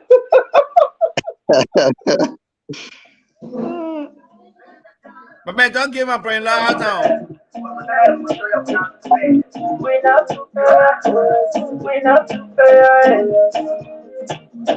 Tell me what you see when you look at me. Tell me what you see when you look at me. It's a saka, it's a cuckoo. You know that you are seeing it, but you say you know. But man, you send me some music. I'm gonna play little auto tonight, man. Mr. Akwe? Send some music for me tonight. Let me play some, man. I can't play music. Okay. Okay.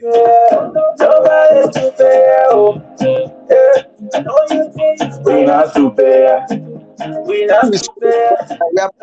Yeah, I want to wish everybody happy New Year. We are happy to be counted amongst the living.